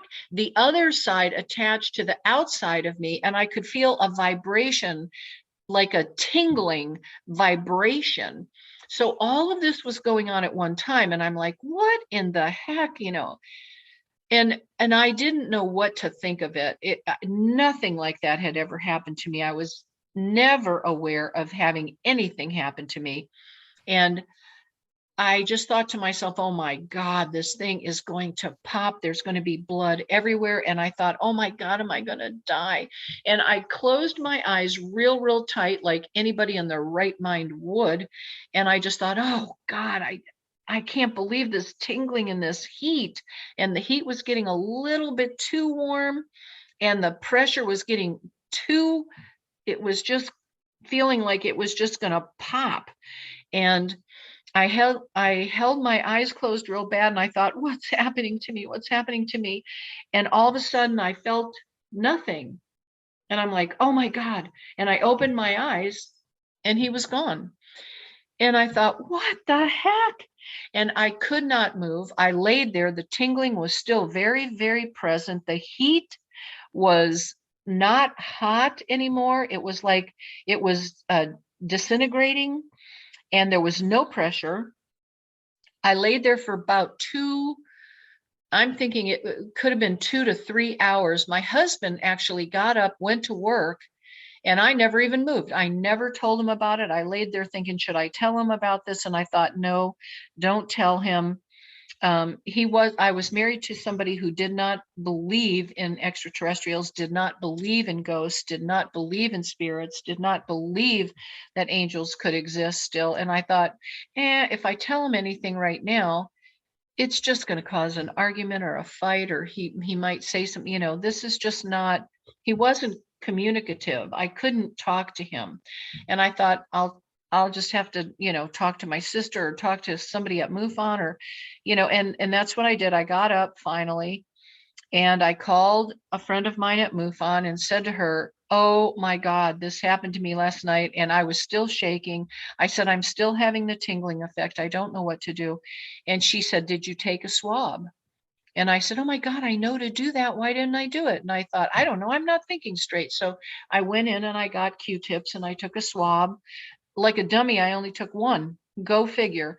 And I took one and then I put it in a plastic bag and I threw it in the freezer. And I thought, well, I don't even know of a lab, but I'll hang on to it. She goes, yeah, there is no lab currently, but let's just hang on to it. Maybe someday, there'll be a lab. And so I said, okay. So the tingling lasted for 9 hours. And after the 9 hours, it just dissipated. And that's the Reader's Digest version. You can read the rest of it on my site, but I don't know that I've updated everything, because in about 7 years later, Debbie Ziegelmeyer, who is on the board of directors with me, I'm on the board of directors with MUFON, and she contacted me and said, hey, Teri, did you still have that specimen, that swab from back in 2012? And I said, yes, I do. It's in the freezer. And she said, well, we found a lab here in Missouri. Would you send it to the lab? Would you be willing to send it? And I said, yes, absolutely. I said, I'd love to know if anything is on that swab and what happened. I'd love to find out. So I sent it. They sent me a kit. I did a DNA kit. I also did a special sterilization technique to get the swab to them. And so when the lab got it, they cut it into pieces so that they could use it more than once. And I got a call from the lab and she said to me, oh my gosh, she goes, Teri, this swab has so many red blood cells on it. This thing is off the charts. And I said, what? And I said, really, 7 years later? She said, yeah, I didn't think we were going to get anything, but this thing. She goes, would you allow me to do a second test? On the second piece I cut it into 3 pieces. And I said, yes. So she said, okay. So she got in touch with a couple of her fellows, because she is a technician that works with DNA and this kind of thing. So she got in touch with some of her other fellows and they all discussed it. And she started writing a paper on it, as did they. And she was very intrigued by it. And she called me back. I was leaving a MUFON meeting, as a matter of fact, that Saturday afternoon. And she goes, are you sitting down? And I said, well, I can. And so I said, we're just leaving the building from a MUFON meeting. And she said, oh my gosh, Teri, she said, this thing has another DNA other than yours. There is more than just your DNA on this swab. And she said, this second swab that I've used is very interesting. And I'm going to start looking around to see what this other DNA is. And I'm going to get in touch with some of my fellows here and we're going to talk about this. And, and I said, okay. So she said, would you give me the authority to use this last piece of this? I'll keep a small section of it, but this last piece. And she said, I'm hoping that I can find what this other DNA is. And she found someone who identified it, or and this person sent her a DNA sample of a reptilian lizard from South America, very rare lizard from South America, and said, your DNA and this DNA are on this swab. And I said, well, I have never been to South America, and we don't own lizards. And, so she said, well, I need some more information, and I'm going to be writing a paper on this, and I'm going to deliver the paper to other scientists and blah, blah, blah. And it's now, a lot of my information is in a couple different museums. And as a matter of fact, I'll be doing more with that this year. But she's going to acquire other machines that can do other types of testings with what she has left, and look at what she had found previously. So I'm pretty encouraged by that, because now we do have this DNA on file with the MUFON lab. And no idea where, I mean, I know you said that there was a reptilian entity or creature that was there with this device, but no other explanation as to where that DNA may have originated or came from other than a South American lizard? Well, it's the DNA that was on my swab was the same DNA that lizard is made up of. Oh, man. Now, how did that get on there, except that the extraterrestrial was a hybrid of some sort of DNA with these lizards in South America. He was very short. He had big jowls.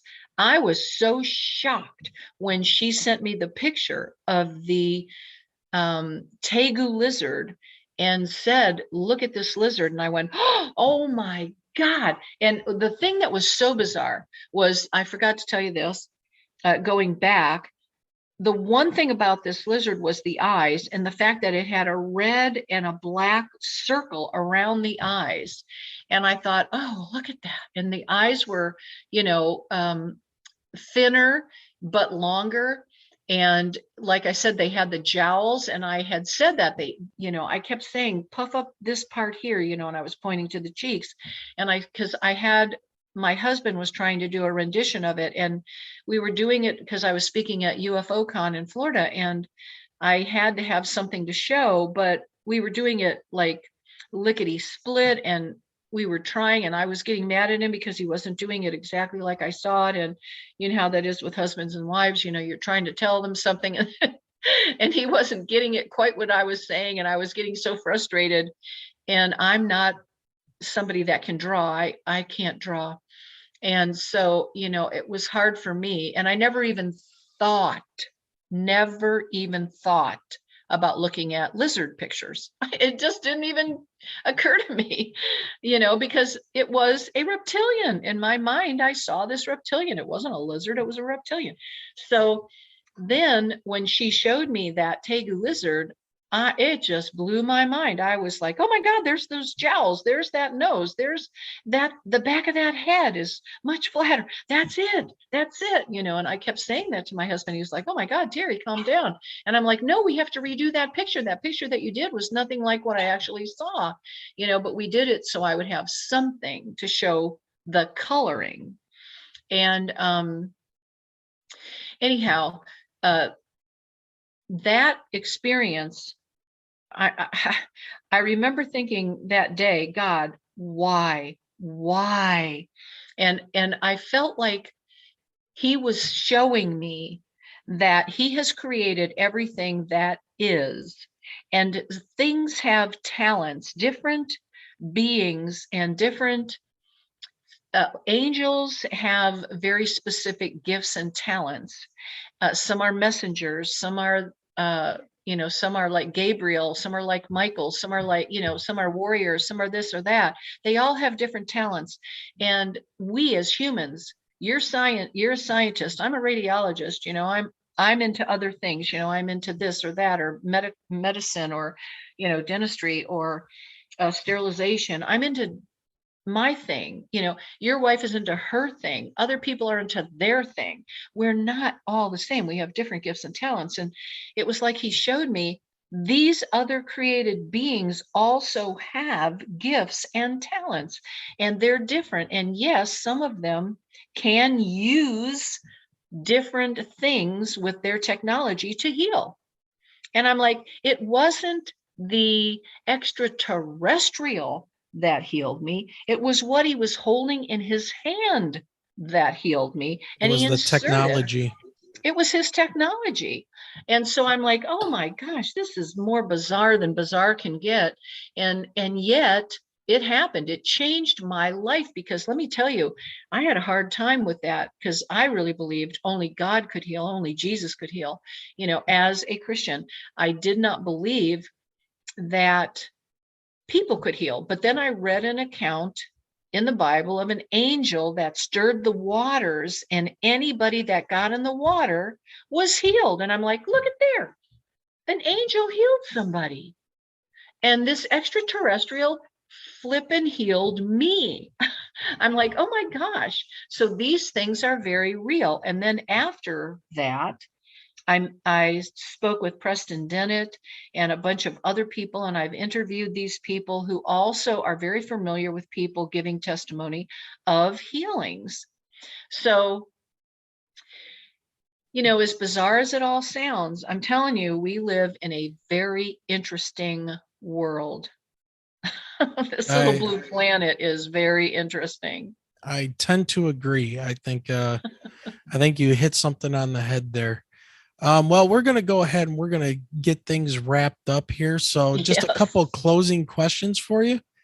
So anything coming up in the future? You have any conventions you're going to, or any speaking engagements or anything like that coming up? Well, I do have a lot of different speaking engagements, but most of them are locally around here. So it wouldn't really, you know, behoove me to share any of that. But I am going to be at the MUFON Symposium in Denver.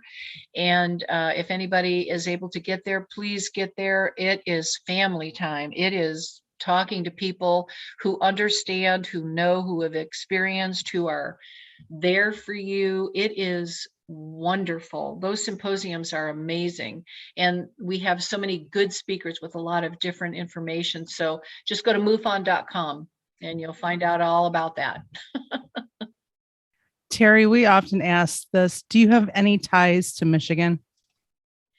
I don't have ties to Michigan. I have ties to Wisconsin, your neighbor. Yeah, pretty close, just right across that big old lake. Yeah, I was born in Milwaukee. Okay. And then just real quick, where can people find you, or if they need to or would like to contact you, how could people do that? They could either just email me at dom@mufon.com. And the D is for Director of Membership, dom@mufon.com. Okay. Yeah. All right. Or Well, Facebook. Teri, or Facebook. Yeah. Yeah. Teri, this has been great. I want to thank you from the bottom of my heart for coming on and sharing your stories and your experiences. And it has been a great time. And I was glad to finally be able to get you to come on and talk with us and our audience. So we just want to say thank you very much for spending this couple hours with us. But thank you both, Wayne and Michelle. I really appreciate it. It's been great. It's been fun. You guys are the best. Oh, thank you very much. And please go to MUFON.com and upload your story. Again, I promise you it will be dealt with.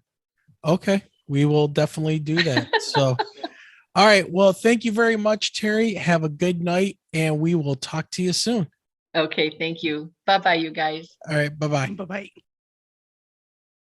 Michelle, I said graphic, but maybe I should have said shocking, because the stories that she had, her personal experiences, really just, number one, they're amazing.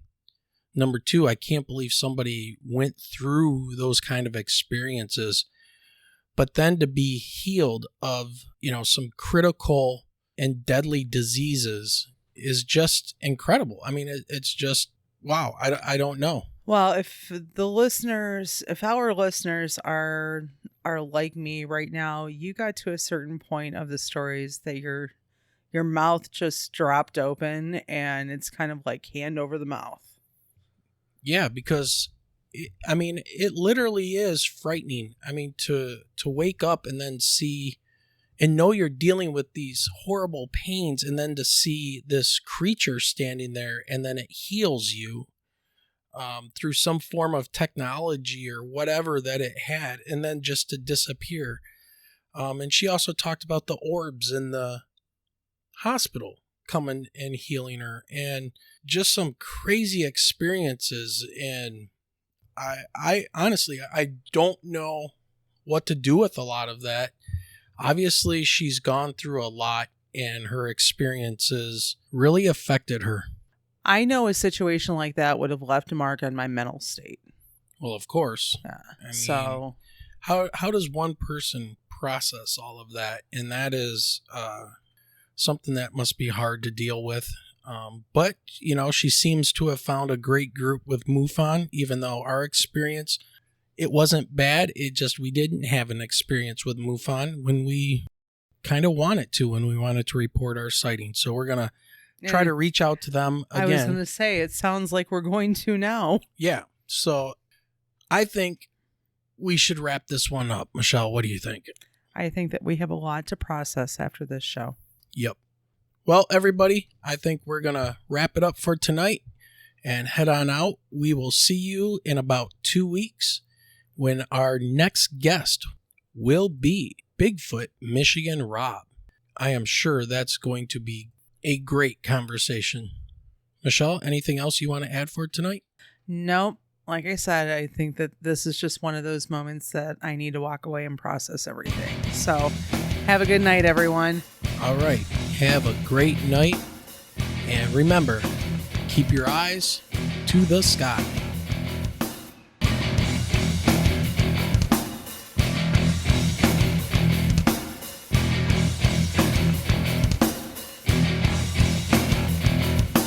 You have been listening to the Michigan UFO Sightings and Paranormal Encounters podcast. You can reach us at mi.ufo.podcast@gmail.com. You can also find us on Twitter at mi_UFO and join our Facebook group by searching for Michigan UFO Sightings and Paranormal Encounters. So until next time.